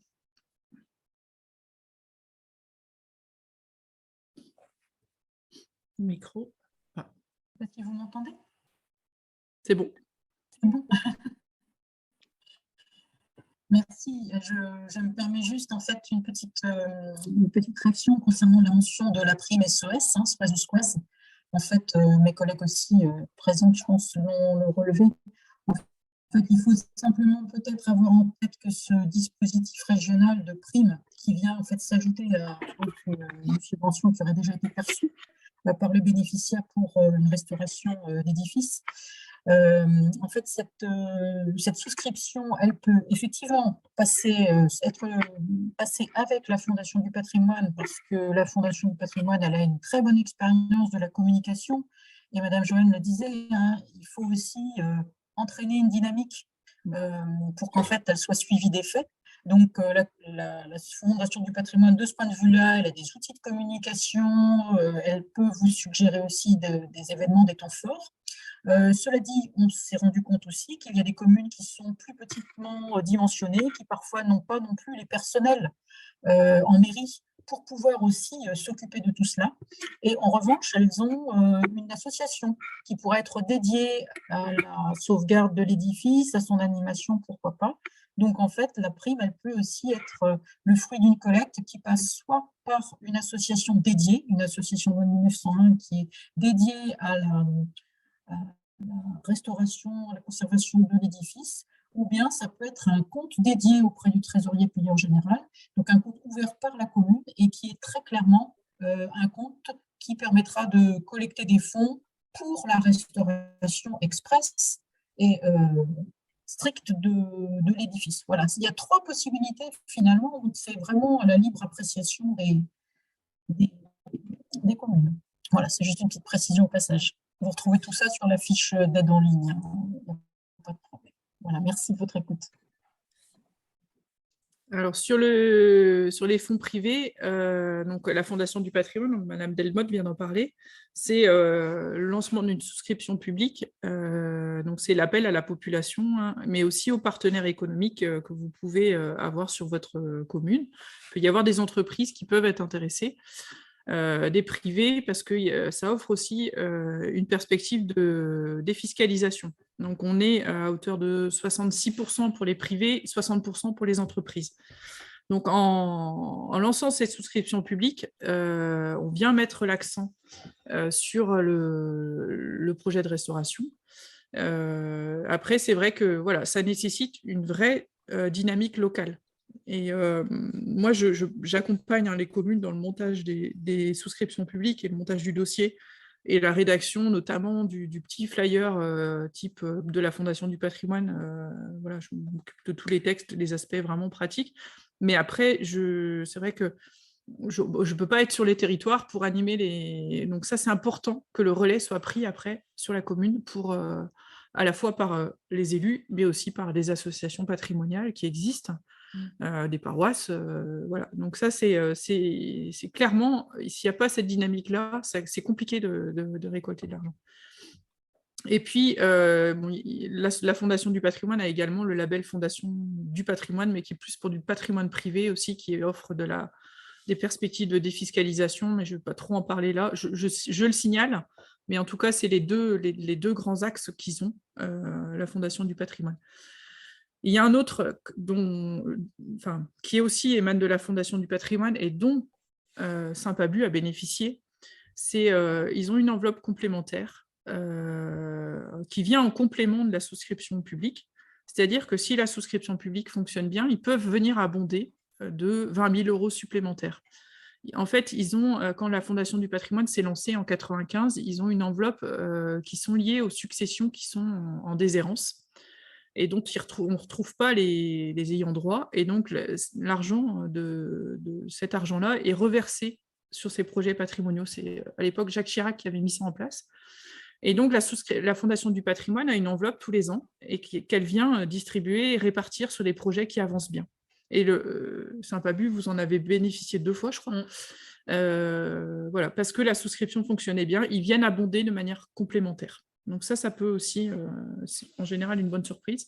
Puis après, ils ont des appels à projets réguliers. Là, je vois d'ailleurs, ils en ont sorti un sur la question des projets de valorisation autour des lieux. Donc, comme quoi, ça commence aussi à réfléchir de ce côté-là. Et... Le Club des mécènes. Club des mécènes, donc on a déposé un dossier. Ouais. Mission Berne. Mission Berne, voilà. Ils ont différents dispositifs comme ça, médiatiques, qu'il faut saisir. Mais ça, ces appels à projets, et c'est ce que je vais peut-être aborder la troisième colonne avant de parler de la deuxième. Ces appels à projets qui sortent là, qui sont à la fois ou publics ou privés, ça nécessite évidemment une veille permanente. Et il faut aussi que le projet soit prêt et mature. Aller déposer un projet dans le cas qui n'est pas prêt, dont vous n'avez pas les financements, une idée des financements, dont le diagnostic n'est pas posé, c'est une perte de temps. Il faut vraiment que le projet soit vraiment prêt et est prêt à être lancé derrière, parce que souvent, les appels à projets, ça nécessite en plus de prouver que les choses sont enclenchées. Donc, ça, voilà. Mais en tout cas, il en existe. Il en existe et c'est souvent lancé par des fondations spécifiques. Donc, vous avez la sauvegarde de l'art français, qui est une antenne, qui est basée à Paris, et qui vient aider les projets patrimoniaux. Alors, eux sont sur du patrimoine religieux, non protégé ou inscrit, qui ne date pas du 19e siècle. C'est précis. Mais voilà, ils ont un fonds, et la personne qui avait donné l'argent à l'époque voulait que ce soit sur ces fléchages-là. Donc, ils sont obligés de respecter ces critères-là, mais dans tous les cas... donc là, pareil, on a tenté un dossier, on a déposé un dossier pour Saint-Pabu, ça va passer la semaine prochaine en commission. Et donc, la sauvegarde de l'art français, c'est un organisme qui est relativement très, très à l'écoute et sur lequel on peut déposer des dossiers spécifiques, si tant est que, on va dire, chronologiquement parlant, ça respecte ce qu'ils ont demandé.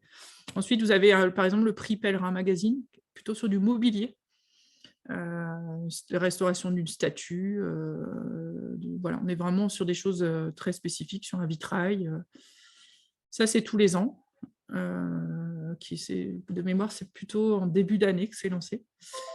Ça, je n'ai pas besoin.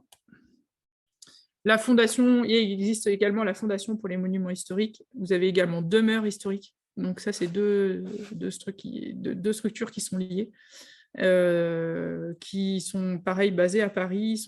C'est des fondations aussi. Donc là, c'est plutôt pour des monuments classés. Ils font aussi du conseil, du juridique, et ils peuvent être là aussi pour accompagner les porteurs de projets, ou en tout cas les orienter derrière vers les bons interlocuteurs. Donc, c'est des structures avec lesquelles je travaille régulièrement, et ça permet justement l'échange permanent avec eux, et de voir quel projet on peut aller flécher sur telle aide, et essayer d'optimiser aussi les aides. Des questions. Marie-Laure, juste une petite remarque, il reste 15 minutes. Alors, je ne sais pas s'il vous reste quelques diapos. Il me reste un diapo de conclusion. Ah bon, bah voilà, donc on peut répondre ça laisse du temps pour les questions. Voilà, et voilà, c'est bon, c'était pour être sûr qu'on finisse à peu près dans les temps. Merci. Alors, dans les questions, j'espère que je fais des cycles des SIL, c'est bon. Faut-il suivre un ordre dans les demandes de subventions, État, région, département, ou ces demandes se font-elles de manière indépendante? Déjà, ça se fait de manière indépendante, puisque chaque structure a vraiment son dossier et ses plateformes. Tout est maintenant dématérialisé, donc des plateformes bien précises. Si vous avez un édifice qui est classé ou protégé, la DRAC en premier, parce que de toute façon, c'est eux qui font les autorisations de travaux, et comme on est sur un édifice qui est de quelque part de leur ressort. Et ensuite, en région, département, de manière concomitante. Moi, je sais que j'échange beaucoup avec les financeurs avant de déposer les dossiers. C'est un dialogue permanent que j'ai avec eux. On travaille les plans de financement, on travaille par tranche de travaux. Aussi, on voit qu'est-ce qu'on dépose en telle année, qu'est-ce qu'on dépose l'année suivante. Il y a vraiment un échange de manière à ce que les choses se fassent de manière sereine, et que l'année prochaine, il n'y ait pas de surprise quand on voit arriver le dossier de la tranche suivante. Et voilà, c'est des choses... mais en tout cas, c'est de manière indépendante, puisque c'est trois structures indépendantes. Voilà. Et alors ensuite... Non, je suis... Oh là. Pas doué. Monument aux morts, quelle piste de financement? Monument aux morts. Alors, ça ne m'est jamais arrivé encore de travailler là-dessus. Peut-être se rapprocher de... Comment s'appellent les associations patrimoniales départementales, les anciens combattants. NAC, je vais... Ouais. Voilà, ça peut être des pistes de financement. Peut-être aussi, là, pour le coup, une souscription peut bien fonctionner, parce qu'on est à condition, c'est pareil, bien communiquer là-dessus et de bien l'animer. Mais c'est vrai que oui, on va arriver sur la problématique de certains monuments aux morts aussi. Et certains sont de dimensions assez importantes. Contact avec l'ONAC, c'est ça. Fondation spécifique du patrimoine, l'auto du patrimoine. Alors ça, c'est dans le cadre de la Berne. Française des Jeux. Peut-être ça. Ouais, mais c'est lié avec Berne, quoi, c'est ça. Ouais. Berne. Le loto du patrimoine, effectivement, mais en fait, il y a un projet par région de retenue pour le loto du patrimoine. Et en général, c'est des projets quand même assez importants, d'ampleur, qui se détachent un peu. Faire passer, là par exemple, une église, ça va être compliqué. On est plutôt sur des choses très spécifiques. Là, je sais que dans le Finistère, c'est le fort Vauban, là, en face d'Églénan, qui a été retenu. Il y a aussi sur Belle-Île-en-Mer, je crois qu'il y a un autre projet aussi de retenue. Donc ça, la Fondation Berne, il y a vraiment un gros travail de sélection qui est fait avant. Et vous aurez 4 projets d'intérêt départemental et un projet d'intérêt régional qui sera retenu. Mais il faut tenter. Il faut positionner le dossier. De toute façon, après, c'est plus complexe. Un petit peu plus complexe. Maintenant, on a de la chance d'avoir cette fondation-là qui est assez dynamique et qui apporte aussi une visibilité au patrimoine, avec un ambassadeur qui n'est peut-être pas un professionnel du patrimoine, mais en tout cas qui est sensible. Et c'est vrai que Stéphane Bern apporte aussi une visibilité à tout ça. Et moi, je trouve intéressant d'avoir cette dimension-là. Et puis, voilà. Et je vais du coup finir. Je ne sais pas si... Et je laisserai après peut-être prendre les micros et répondre à vos différentes questions. Donc, moi, c'est des conseils que j'apporte et qui sont le fruit aussi de plusieurs années d'expérience. Un projet qui est bien cadré, ça va amener de la fluidité. C'est sûr et certain là-dessus. Quand on cadre bien les choses, ça permet de gagner évidemment du temps et donc de l'argent, faire appel aux bonnes compétences, que ce soit architecte du patrimoine, les bureaux d'études, voilà. Ça permet de gagner du temps et donc de l'argent. Ça, c'est sûr. Enfin, j'ai vu des projets ça m'est arrivé de récupérer des projets en cours. Les choses avaient été lancées et c'est parfois plus complexe du coup à remettre les choses sur les bons rails. On y arrive, hein, mais parfois quand on lance mal, c'est comme vous lancez un train. Si vous ne le mettez pas sur les bons rails, ça va être compliqué. Mettre de la transversalité dans votre projet, donc croiser les regards et les compétences que je disais tout à l'heure, quand on met les services techniques autour de la table avec les architectes du patrimoine, les associations locales, ça permet de mettre d'apporter beaucoup plus de compétences et d'avoir beaucoup plus d'idées et de faire en sorte aussi que les gens s'approprient le projet et ça les responsabilise et ça lui donne encore plus l'ancrage local. Ça, c'est ne pas se décourager. Je pense que l'exemple de Saint-Pabu est un bon exemple. Le patrimoine, c'est du temps long. Ouais, hein. On a eu des jours de découragement, des moments, mais après on repartait. Voilà, c'était... C'est quand vous avez affaire à un site patrimonial, quel qu'il soit, ça fait peut-être 200 ans, 300 ans qu'il est là. On n'est pas, sauf cas exceptionnel, on n'est pas à 2 ans près. Sincèrement, voilà, les études préalables sont nécessaires. Sauf vraiment, on est dans un cas exceptionnel, comme ça a été le cas à Saint-Pabu, mais encore on a trouvé des solutions d'étaiement provisoires. Donc on est sur du temps long. Mais qui reste provisoire, on va dire que là maintenant il est temps, donc il faut se donner le temps de ficeler son projet, mais le temps file vite, c'est ça. Et puis, évidemment, préférer le préventif au curatif. Ça, c'est aussi quelque chose d'essentiel. Et je pense que les communes, il va falloir aussi travailler là-dessus. Et le diagnostic, il est là aussi pour faire ce préventif. Vous donnez une idée de comment le patrimoine évolue, comment votre patrimoine évolue et quelles seront les actions à mener et des choses toutes bêtes, souvent par exemple, des églises où il n'y a pas de grosse urgence, c'est-à-dire on est plutôt sur des préconisations de travaux de restauration 3-5 ans. Dans les travaux d'urgence, l'architecte va préconiser juste de faire une ligne de vie dans les charpentes pour qu'on puisse aller visiter les charpentes de manière régulière et en fait de faire du préventif. Et voilà, c'est des choses très, très, très, très basiques. Mais dans tous les cas, avoir un regard régulier sur le patrimoine et le ventiler, aérer les édifices fait qu'on a des édifices qui vivent beaucoup mieux et qui vieillissent beaucoup mieux aussi. Voilà. En tout cas, moi, c'est les conseils que je donne, qui sont peut-être des choses de bon sens, mais c'est essentiel d'être bien accompagné, de ne pas hésiter à interpeller les différents acteurs, financeurs, en amont, bien en amont des projets. Si vous avez un architecte des bâtiments de France dans votre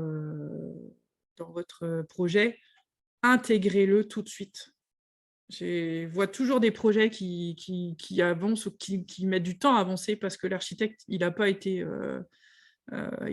intégré tout de suite et on va le voir trop tard. Et voilà, en fait, c'est un dialogue permanent et moi, mon rôle, c'est vraiment de maintenir ce dialogue-là. Mais dans tous les cas, les communes, c'est important et ce n'est pas des empêcheurs de tourner en rond. Au contraire, ils sont vraiment là en mission de conseil et d'apport de compétences. Vraiment très clairement. Voilà, je crois que j'ai une petite slide pour finir. Merci de votre attention et participation. Je vais arrêter ma présentation, reprendre le grand écran. Et puis, je vois, il y a Anne de Thiès-Braise qui a levé la main. Je crois qu'elle applaudissait. Ah, d'accord, très bien, merci. J'espère que j'ai été la plus exhaustive possible. C'est pas évident en 2 heures de temps de parler de la restauration du patrimoine et de la valorisation en essayant de synthétiser au maximum. J'espère que ça a été le plus compréhensible possible et n'hésitez pas soit à reprendre contact avec le réseau rural ou avec moi ou Armel sur Saint-Pabu s'il y a des questions complémentaires. Si vous avez des questions qui vous viennent. On pourra peut-être retransmettre vos contacts dans le fichier ou avec le compte-rendu. Ouais. Et pour signaler, on a aussi, parce que vous l'avez peut-être vu sur ma première slide, on est en train de mettre en place aussi, nous, les professionnels du patrimoine privé, enfin les professionnels privés du patrimoine, pardon, en Bretagne, un réseau justement où on va, l'idée c'est aussi de montrer toutes les compétences qu'on a à la fois en restauration et en valorisation. Donc ce réseau est en train de se mettre en place et le but aussi, ça va être de donner de la visibilité à toutes ces compétences-là, parce qu'il y en a des compétences en Bretagne. On a une doreuse qui fait de la dorure là. On a des vitraillistes, on a il y a vraiment et puis des jeunes qui se lancent. Et l'objectif, c'est aussi de mettre en avant tout ça. Et je fais partie de ce réseau-là et j'en suis même la coprésidente. J'ai cette lourde tâche de l'animer. Et l'objectif aussi, c'est de montrer, déjà nous, qu'on se connaisse entre nous, mais qu'on donne aussi un peu plus de visibilité à nos métiers, parce qu'il y a des compétences, et au contraire, il vaut mieux faire appel aux compétences locales, parce qu'un architecte du patrimoine en Bretagne, il sait comment le granit se comporte, il sait comment l'ardoise se comporte, il sait comment le bois se comporte, beaucoup plus qu'un architecte qui maîtrise plus, lui, le tuffeau, par exemple. Donc, c'est vraiment, voilà. On arrive à la fin de ce webinaire. Merci beaucoup Armel et Marie-Laure pour ces présentations.